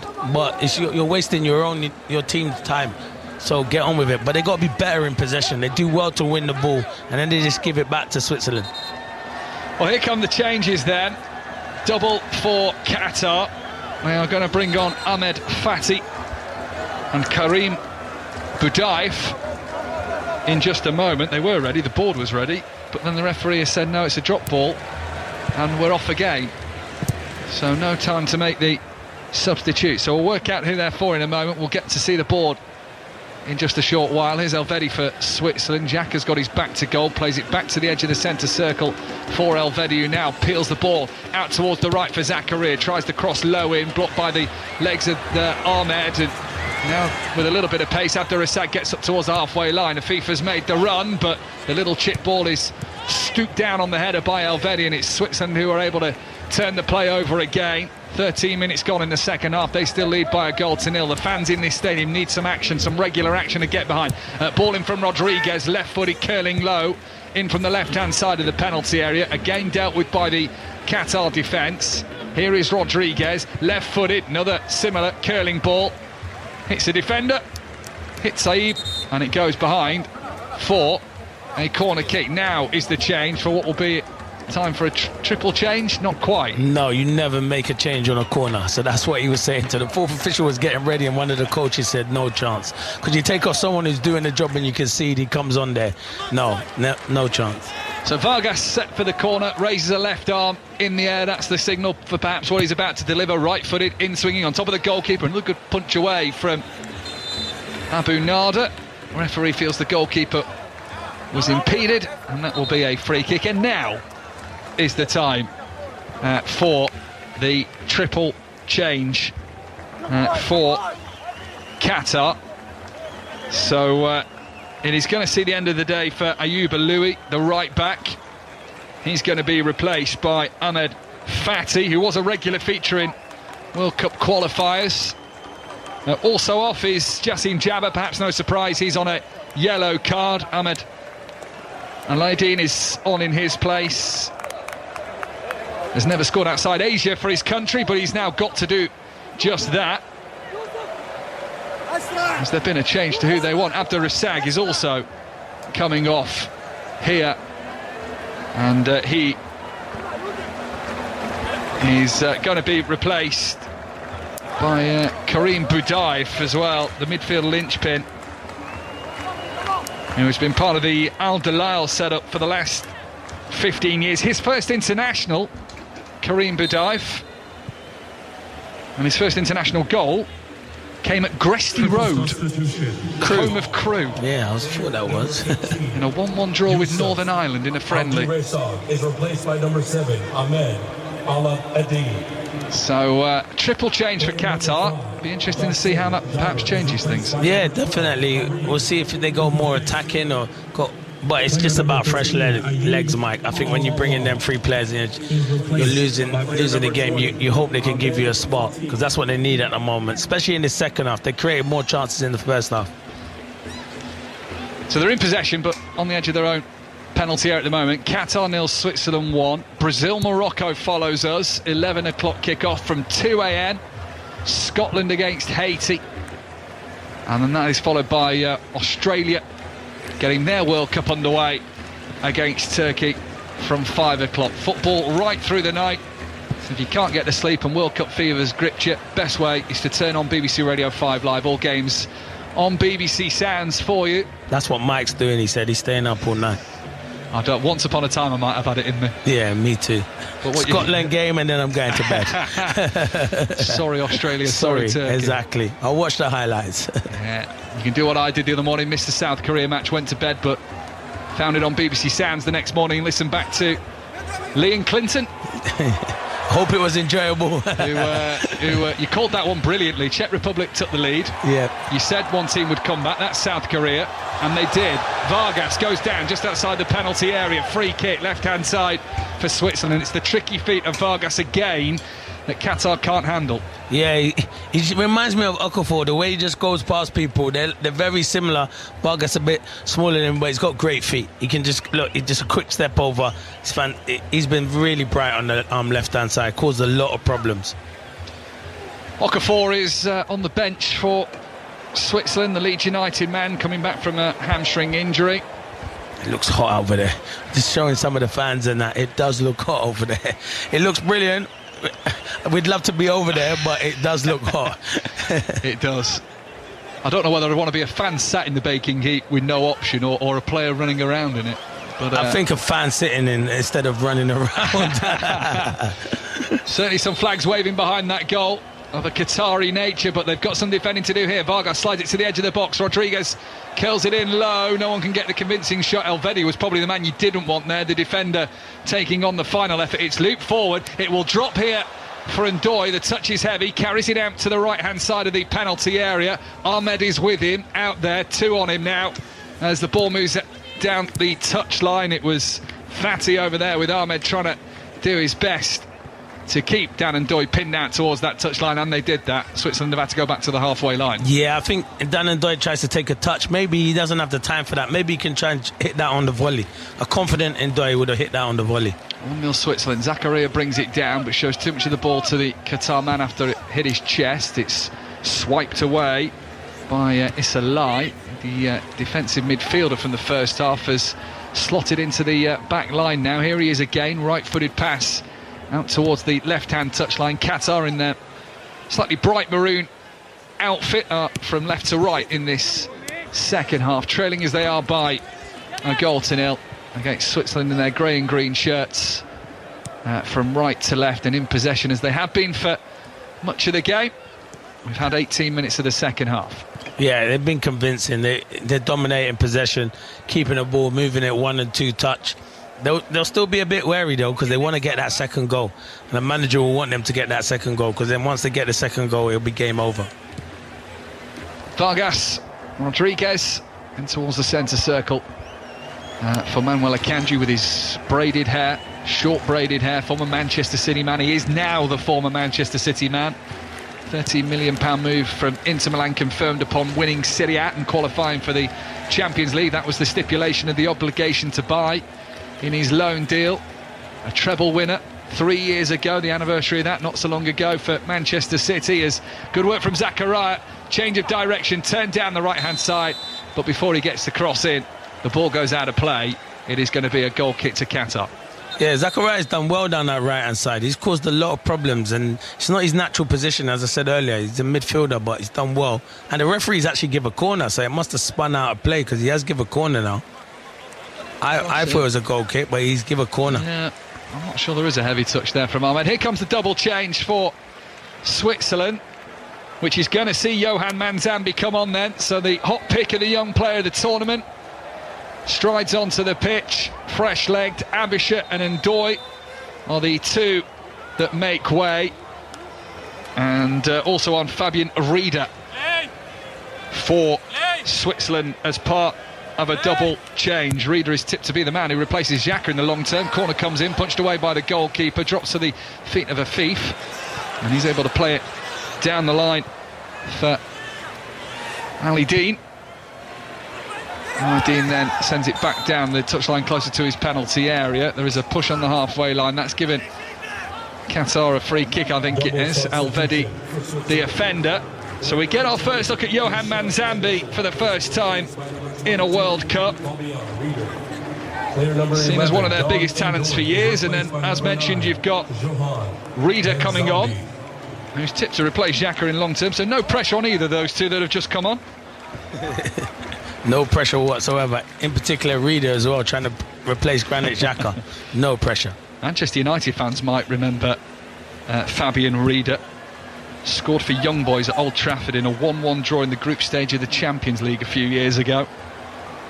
Just finished his first season at Augsburg in the Bundesliga. So we've played 21 minutes of this second half. It is as you were at half-time. Switzerland leading by 1-0. Brought down brilliantly by Vargas on the left-hand side. Closing in on the penalty area. Backtracking Qatar defence. Oh, what a dangerous ball that is by Xhaka. Left-footed first time. It whips outwardly turning across the 6-yard box, but nobody charging in to connect with the ball. No, yeah, it's one of those where you're thinking, is he trying to whip that or is he going for goal? Like, you're in two minds, to be fair. It's a good little setback, and as soon as he gets it, he wants to whip it into that far corner. So hydration break is called. Qatar 0, Switzerland 1 at the break. There is no change in our conversation between what happened in the first half and the second half. The pattern has been repeated.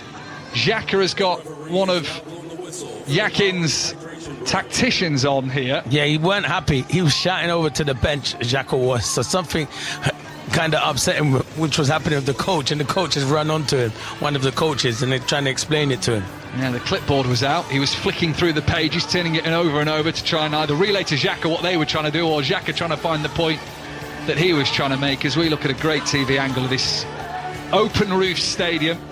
So there is zero shade for any. The only people who get the shade are in the main stand in the directors' boxes. They might get a little bit of air conditioning. Yeah, it does look hot. Oh, it looks hot. It's some stadium, by the way. Some stadium. Unbelievable. Yeah, it is an NFL ground. Has that NFL feel in the way it's built, the steep sides that bend round, short corners, not fully filled in as such.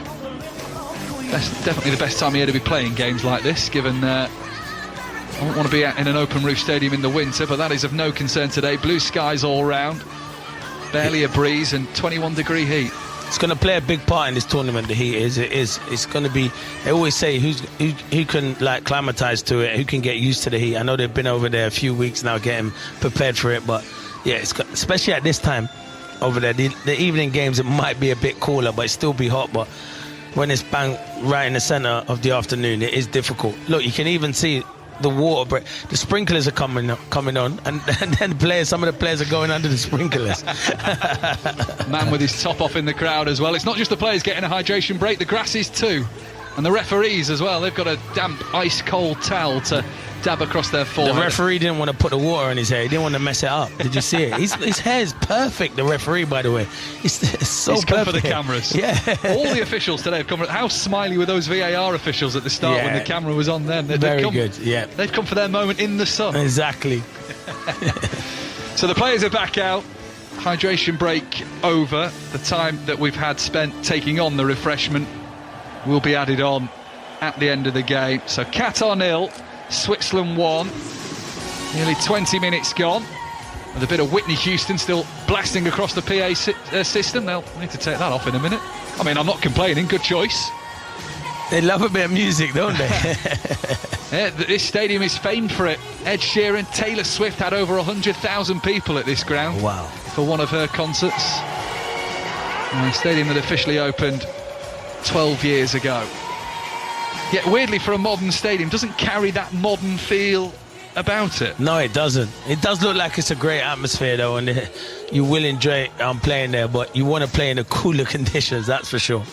And I have to say, for all the talk of ticket prices at this World Cup, which is a big concern, there are a lot of full seats. There is full seats, and because the ticket prices, we spoke about it the other day, they are been a bit too high. You will see some stadiums that won't be able to fill out the stadium, and that's just because of the ticket prices. Afif nicks the ball away mid-high inside the Swiss half. He has an option to his left. He can't play the right ball. It was angled too close to the Swiss defender. Hits the Swiss player, a yard away from Afif, who was charging down on goal himself. Wondered if he fancied that effort, but it's just that moment again for Qatar. Wrong pass, wrong execution. Seen that a couple of times in this game. Yeah, Afif, like we bigged him up at the start, he's been their star player. He hasn't really delivered, and that was a good opportunity. It was a simple pass. Zakaria does well to read it, but he shouldn't get that opportunity.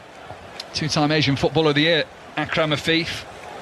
league winner with Al Sadd this year. Here's a chance for Switzerland to try and get the second goal of the game. It was Reeder taking the effort on, the substitute inside the D. Another shot blocked at source. Manzambi's brought down his man in the aftermath, so that's going to be a free kick to Qatar. It's a lovely turn from Reeder to take him away, and the legs were flying in from Qatar. They couldn't get near him. Reeder, the way he took it on his back foot and turned and went past two defenders, it was a beautiful turn, but it was good defending in the end. Scored for Switzerland in America is Reeder already. Scored in Salt Lake City in their friendly last summer against Mexico. 4-2 win for Switzerland against one of the hosts. First time ever that the World Cup has been held across 3 countries. Second time ever it's been split, after Japan and South Korea hosted in 2002.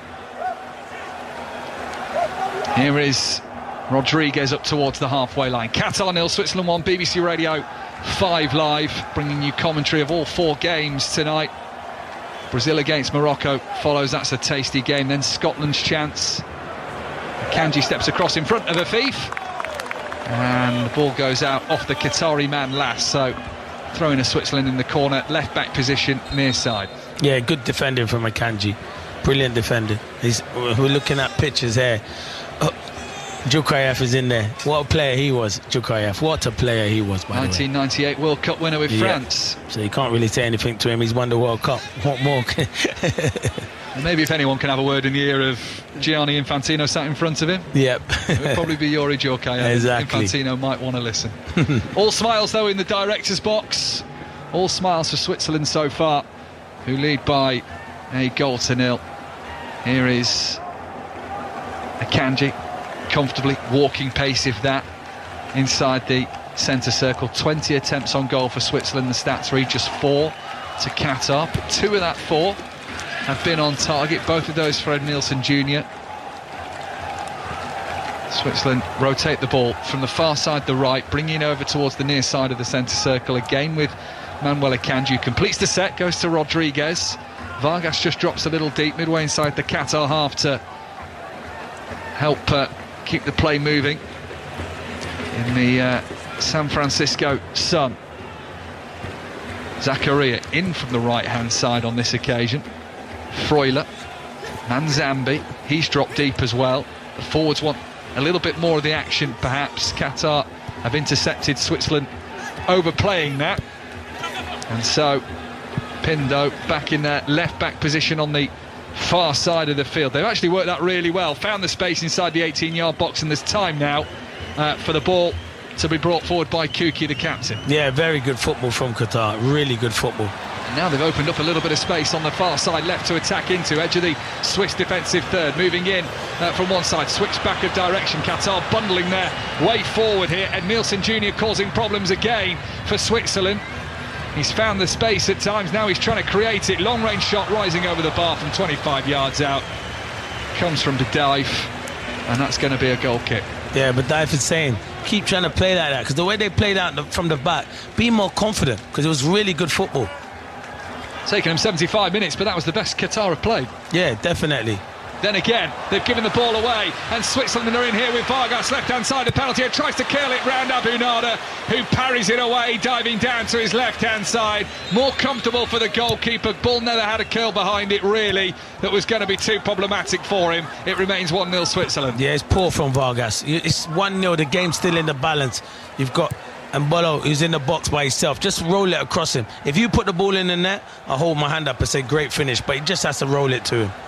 Manzambi, his turn, the player, clever ball to Mbolo, tries to put it between the goalkeeper's legs, side netting goal kick.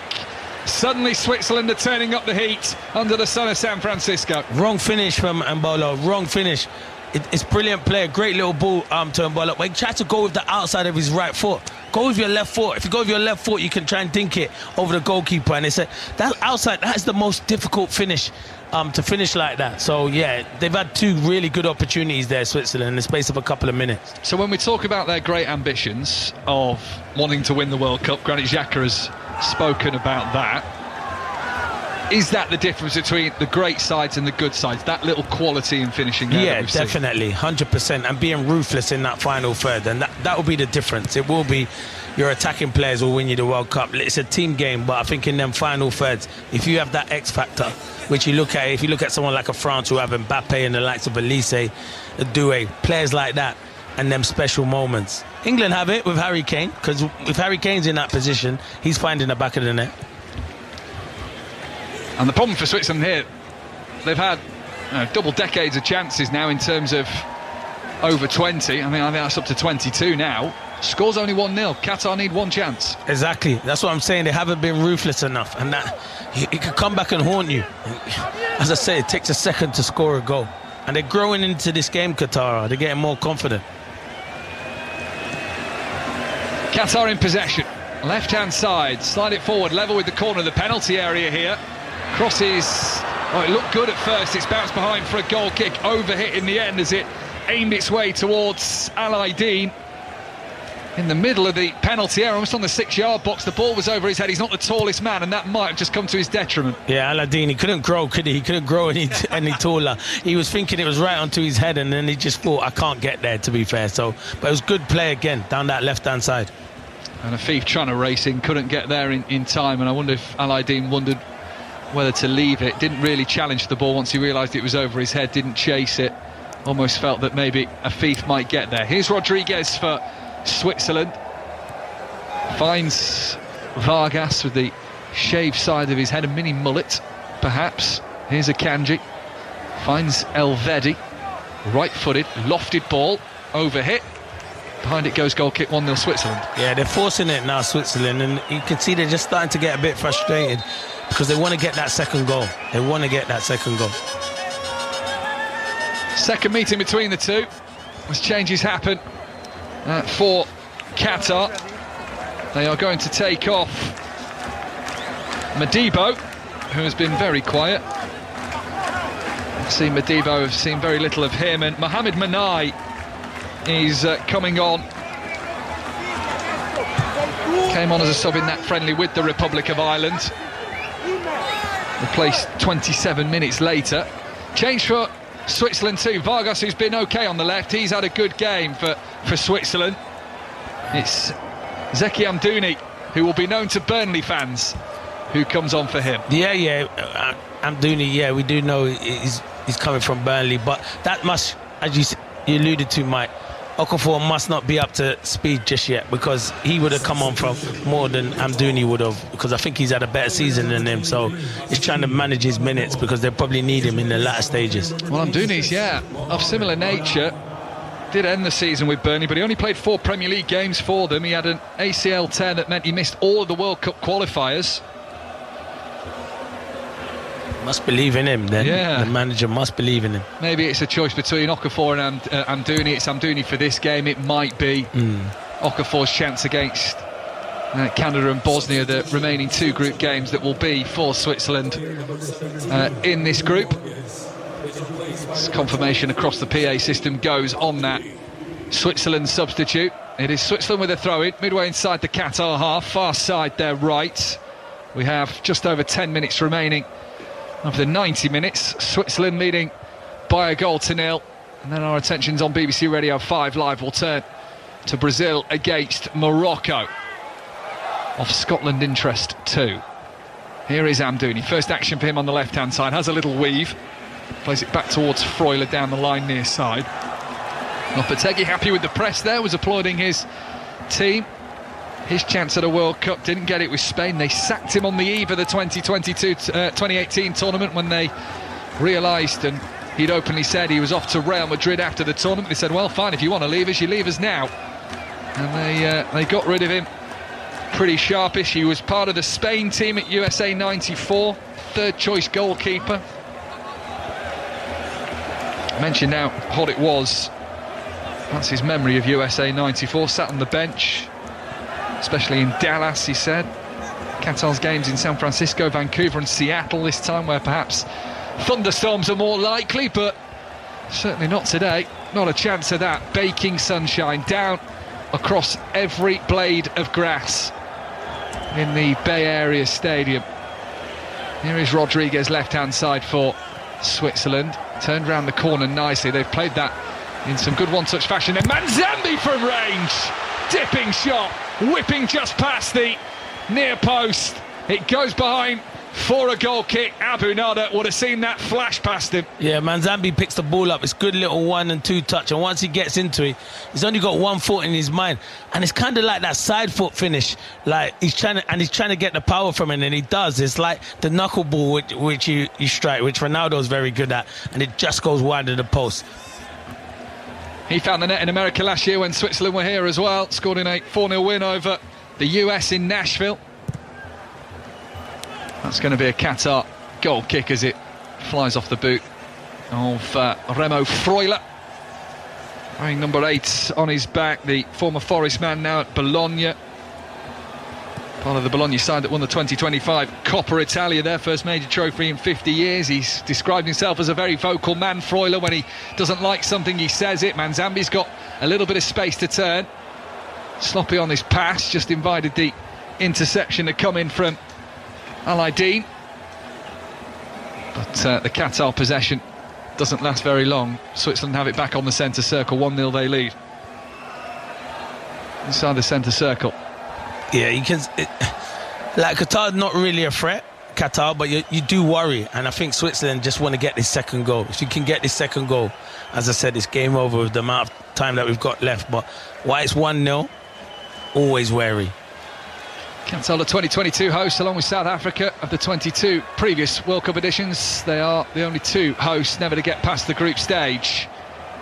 Here is Freuler, nice little dummy, allowed the ball to run across his body. He's played it out to the right-hand side. Zakaria can't get the cross in yet, but comes back to the right back getting forward. Here's Elvedi, he uses Zakaria again. Chooses not to cross it in this time. Right-footed pass back down the inside right channel. Elvedi swipes it. It's all action replay stuff here for Switzerland. They're doing the same movement over and over again. It's about the 3rd time we've seen that. This time Elvedi midway inside the Qatar half chooses not to go to Zakaria. Manzambi though plays it back to Elvedi, and we go again with Switzerland in possession. Akanji, little dummy and turn of pace from him, changes it out towards the left hand side, closed down by Mbolo. And deflection off Mbolo goes straight into the hands of Abu Nada. Yeah, they got a good shape, Qatar, and you're probably thinking, why didn't we defend like this at the start of the game? And then, yeah, they would have definitely I'm not saying they would have contained Switzerland, but they've been much better.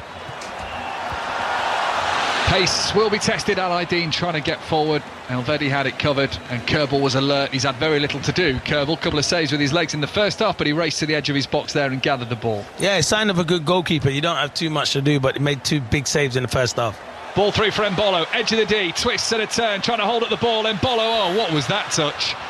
He passed it to Abu Nada. He glances to the skies and knows that's a chance that got away from Switzerland. He did all the hard work, the twist, the turn, the holding up of play. The next touch was a heavy one and let him down. Yeah, it's a great ball from Xhaka, and he plays it into him, and you're thinking he's done everything right. And he can be frustrating because he's got a lot of good qualities about him, and that's the frustration in him, where he does ever so well. And then I think he's trying to drag it back onto his right foot and gets it completely wrong. Qatar did have numbers back. Kisalai was in there. Kuki enabled that ball to run through his legs so the goalkeeper could gather. Into the final 5 minutes of the second half. Qatar 0, Switzerland 1, BBC Radio 5 Live. It is only Mbolo's penalty that is the difference between the two. Xhaka bends that with the outside of his left boot beautifully out towards Zakaria on the corner of the penalty area, laid back by Mbolo. Here's Manzambi into 3 Qatar players who quickly swallowed up the 20-year-old and have hacked the ball away back into the Switzerland half. The European side will come again. Yeah, they will come again. It feels like now you do this in training, like training session, where it's attack against defence, and can you keep them out? And they've managed to do it so far. 1-0 Switzerland in what is, according to Opta, the weakest group at the World Cup, an average rating from their ratings of 70.8. Don't quite know how they work out those ratings, but they have. The strongest group, incidentally, Group K: France, Senegal, Norway and Iraq. Yeah, I can see that. I can definitely see that. I know one team that would definitely go through, France, but I can't tell you who the second team were, because that would be difficult. Senegal are a threat. and are a real threat, and they've got some top players, and Norway obviously have Haaland and Odegaard. Switzerland have a free kick. They will top the group as it stands with this 1-0 win following Canada and Bosnia drawing 1-1. But if anyone feared Switzerland in this group, I think there's seen enough here, Canada and Bosnia, not to be too threatened by them in this game. They can create chances, they were expected to, but they haven't always linked up brilliantly. They haven't been clinical in finishing, certainly. Yeah, watching the Canada and Bosnia game, I thought Canada were really good. I think they missed Alphonso Davies, but they've got players that can cause problems, and so can Bosnia, so you wouldn't be worried about Switzerland. You respect them, you're not worried. Qatar cross on the left-hand side in towards Al-Aidin, headed by Akanji out towards this near side. This is where it's dangerous with Switzerland's solitary goal lead. A feet's cross, loops up just under the crossbar, caught by Kerbal. And that is what I said. One opportunity like that, it wasn't a chance, but they're getting into areas, getting crosses into the box. Kerbal does ever so well there. All it takes is one slip and one bad judgment, and you've conceded. The coach, Murat Yakin, has been pretty calm on that technical area. I haven't seen too much of him in this game, but he must have a little edge to him now with this 1-0 lead so late on in the game that Qatar could just do what they did then and maybe finish themselves. Just under 3 minutes left of the 90. Yeah, he'll be worried, but he knows he's got senior players on there, in particular Xhaka, that's got to manage the game for his team, for sure. Amdouni just tries to steal the ball from a heavy touch that came from Kuki. Yeah, Amdouni got there first. Kuki was late on his sloppy control, and that's given Switzerland a free kick here. Yeah, it was a big touch from Kuki, but he does get the ball, so I can understand why the Qatar bench are frustrated. It might go over the top of the ball. I don't think he catches Amdouni at all, so I can understand why Lopetegui and the rest of his teammates are disappointed. Yeah, a big smile of disbelief from Julian Lopetegui when that free kick was awarded. So Edmilson, who's had those two big chances for Qatar, is their final substitution. Hassan Al-Haydos, for his 187th cap, comes onto the field. And then it's going to be another set of changes for Switzerland. Miro Muheim, the defender, the Hamburg defender, comes on. He replaces Rodriguez. Freuler off for Arden Jashari, the Milan man, Belgium's player of the year and young player of the year in his time at Club Bruges. They're the double change made by Murat Yakin.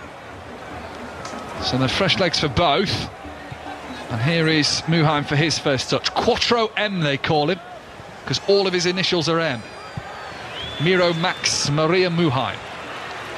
Can't do anything with his first set of passes. 8 assists for club and country this season. He might try and provide something late on to get that second goal, the former Chelsea Academy youngster. But what can Qatar do with perhaps their fresh legs? Manai turns the ball, and it's now out on the far side. Afif has now moved from the right to the left, and he's galloping forward here. He's played the ball into the box. Al-Aidin on the turn and shot low, trying for the near post. Kerbal dives down and saves the ball. That might be their chance. That was the chance. Al-Aidin, he turns ever so well, but it's such a weak finish. It's a brilliant run, a good ball into Al-Aidin, and he turns ever so well, but he can't get enough power in the shot. It's a comfortable save, but that was a big opportunity for them, Mike. Mentioned he'd never scored outside of Asia for his country, and might not get a better chance than that to do so. Jashari on the ball, his mop of brown hair, fresh on for Switzerland. Missed the first half of this season with a broken fibula, but he's made good progression since coming back into the AC Milan setup. No surprise he's come on from the bench. He's only completed 90 minutes once in 20 games this season. And Bono's got some holding up to do. Turns his defender as well. Waits for the support to come inside the D. Zakaria blasts the ball right across the 6-yard box. Enough pace on that if anyone could touch it, it was going in. But no one could get there, including Fabian Rieder. And it's gone out for a throw-in on this near side. It's a great ball. It's a great ball. Being the next striker, I'd be crying out for a ball like that into the box. It's poor from Switzerland. They've got to have more bodies into the box. And Bola holds it up. Zachary with a great ball into the box. Have to get bodies into the box. 6 minutes of added time, just like there were at the end of the first half. That's just on repeat, that board, because there's not been that much stoppages to have 6 minutes of added on time. So it's just on repeat. I think everyone's just copy and pasting this game, aren't they? Fourth official with his board. The way that Switzerland are playing is very readable at times. Qatar blowing chances. Plenty of talking points, all of the same nature. Is that it's hit up away by El Haydos. It'll drop down on the halfway line. Switzerland in possession. Here is Manzambi. What pace has he got in this game? Tries to poke it on through from Mbolo on the edge of the penalty area. It doesn't come out. And now Qatar have it with Afif, waiting for the right pass. El Haydos gets there, but not in time, and the pass is intercepted. Here's Amdouni from range, 20 yards out. Tried the right-footed effort. Blocked at source. Akanji's found a little turn of pace to eat up the yards on Al-Aidin. And it's gone out for a throw-in on this near side. Lopetegui a lot more excitable than Murat Yakin, the Switzerland coach. Yeah, he's kicking every ball, Lopetegui. But his team have done him proud so far. They've done him proud. They've competed. They've not been overruled. And they've created a few half chances in this second half. And in particular, 2 golden ones in the first half. Never met in a World Cup, but they did meet in 2018, November 2018. Qatar won that 1-0. Switzerland leading here by a goal to 0. Where's that ball ricocheted? Out to the far side. Throw in to Switzerland. And see who it came off last. Sip of water for Murat Yakin, his brown glasses, square glasses. Qatar fans still smiling, still waving their flags. As the throw-in is taken by Zakaria. Back towards Elvedi. Switzerland looking here for a second goal that will win them the game. They float across in, and this time the goalkeeper Abu Nada does make the right call, does catch the ball and races to the edge of his penalty area, but has got no one to distribute the ball to quickly. No, the referee will be counting him, and he puts the ball down. And they just haven't had enough runners and players willing to run in behind. But one sloppy pass from Switzerland will invite Qatar back in, which it has happened here. Manai bundled over, wins a throw-in for his side. Midway through then, the 6 minutes of added time that was shown at the end of the 90. Qatar 0, Switzerland 1, BBC Radio 5 Live, Brazil, Morocco to follow. Football Daily released every morning from 7 a.m. Rick Edwards and Lloyd Griffiths will have the rundown of all the action. So if you do go to bed, if you're not a night owl like Clinton Morrison, you can catch up with that from 7 a.m. It'll drop on wherever you get your podcasts from. Qatar, long ball forward out towards the right-hand side, headed on by Pedro Miguel, who's probably been perhaps their star man in this game. Pedro, the way he's defended and played the right balls and won some good free kicks for his side. Yeah, you're spot on, Mike. I think he's defended ever so well. He's had a good battle. He's put his body on the line and he's defended, and he's been a threat as well when they've got set pieces. So you can see, he can be pleased with his performance so far. Certainly across 90 minutes. He was more impactful in 45. It doesn't feel like it's had the same intensity in this second half. Here comes a feed down the left-hand side. We'll have the layout of Ahmed. That's a good cross in. It will be attacked and in! Qatar have stolen a point! Hanan Ahmed gets up from the back, heads it in at the near post, and Qatar may have their first ever point at a World Cup. Qatar won, Switzerland won. That's what happens. You don't take your chances, you get punished. You don't get that second goal. I said it. It just takes a split second. It's a great ball into the box, and the head is fantastic. He wants it the most. He's attacking it. It's a fantastic moment, and it's a brilliant opportunity. And they're looking at the Switzerland boss. He'll be disappointed. His whole team should be disappointed. But credit to Qatar. They kept on going. It is a fantastic header. He's so emotional, mobbed by his teammates. He's down on his back. Looks like he's got his hands across his eyes with tears in them, because that's a huge moment for Qatar, who have stuck in the game, faced wave after wave of Switzerland attack and held them off. And it is Hammam Ahmed to step up with the header in the 90th minute and beyond to win a point, to gain a point, and just sheer emotion on the Qatar faces. Yeah, it's sheer emotion. I'm trying to see the replay, because does he get the final contact? I don't know if it possibly could be an own goal. but I'm not sure. But he's all over him at the back post, and it's the substitution who's come on. And I don't like it when you take off a fullback like Rodriguez and make a substitution. Shouldn't make defensive substitution unless there's injuries. And as I said, you get punished, Switzerland, and they've been punished. Brilliant from Qatar. What a moment. Qatar, who were left humbled as host nation 3.5 years ago, have now come to the new hosts of the World Cup and maybe earned themselves a point. There are hands on hips from the Swiss players who can't quite believe in the 95th minute, having led for much of this game, Qatar might have a point here. 1-1 the score, kick-off, and now expect a wave of Switzerland pressure. Yeah, you will, but I think there's only a minute to go, and we've seen it many a times, but what a header it was. Manzambi, lovely footwork. He tries to get a cross in. It hits a Qatar man, defending to do because that's a corner. Yeah, it's good play from Manzambi, but really good defender. But always the same. As soon as someone concedes, they want to go down the other end. You should have played like that for the whole of the second half. Credit to Qatar. Switzerland will feel sick given the goal they conceded, but Qatar now will be sick with nerves trying to hold on to this point. In goes the corner. Heads up. It is away at the back from Issa Lai. Back out to the corner taker on the far side. Cross comes back in. Goalkeeper makes the right decision and punches away. Wild shot comes in from the edge of the penalty area from Switzerland's Jashari. And now the goalkeeper down on the floor is cheered on by his teammates. They're patting his chest because that was a big pumped fist away. It was, but his manager's like, get up. You've done well for your team, but don't waste any more time because we don't want to concede.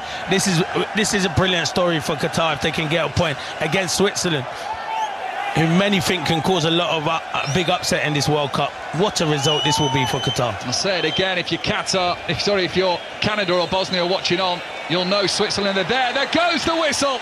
The Qatar bench runs onto the field. Abu Nada collapses onto his knees and kneels down on the floor. His big save at the end has kept Qatar not only in the game, but to earn their first point ever at a World Cup. Switzerland, who were in control for much of the game, didn't score from open play. Their goal came from an Mbolo penalty. But in the 95th minute, what a header, what a moment for Qatar to equalise and to get their first point at a World Cup and a point on the board in Group B in 2026. Yeah, these are what stories are made of. You can see there's a lot of emotional players out there. For them to come here and get a point at the World Cup so far, and this will give them confidence moving forward. I thought they were fantastic. Credit to them, because when Switzerland score early, you think, oh, could they get out of sight? But no, out of hand. They stay in the game and they get that opportunity. And that's why I always say so important to get the second goal in the game and make it 2-0. But credit to Qatar. Fantastic for the players and for the fans that have gone there. Qatar's fans in the stands are jumping around. They're waving scarves across the head as the Swiss fans look solid, dumbstruck almost. Don't know what to think. Don't know what to say about their side's performance. Granit Xhaka down in the dugout, taking in some shade, but taking in a lot of reflection, I imagine, as well. The captain of this Swiss side, he boasted about them winning the World Cup. They've got a lot of work to do if they want to improve and go further in this tournament. But what a day for Qatar, perhaps the first shock of the tournament at the 2026 edition. It has finished in San Francisco. Qatar won, Switzerland won. And one of the features, Clinton Morrison, of this expanded World Cup is going to be nations like Qatar having their moment. They're not going to win the World Cup. They might well not get out of their group, but that is historic. And from the sounds of it in the stadium, pretty hysterical as well. Oh, definitely. You live for moments like this, Crossy, without a shadow of doubt. You live for moments like this. No one expected them to probably get a point in this group, but they've got a point. You see the celebrations, and at the end, they've all run onto the pitch, and they know how big it is, and they're now going over to their fans and applauding them. It's special moments like that, and this is what you live for, the World Cup and emotions like this, and the underdogs causing an upset by taking a point. Yeah, a fantastic achievement for them. Clinton, Mike, thank you both very much indeed. Cheers. So, Qatar get a point just right at the death. Julen Lopetegui, the head coach, said before the tournament, football owed me a World Cup after the absolute fiasco he had with Spain previously. Well, maybe he feels that football owed him a point in that game after the controversy over the Swiss goal that put them in front. So Qatar 1, Switzerland 1. We have got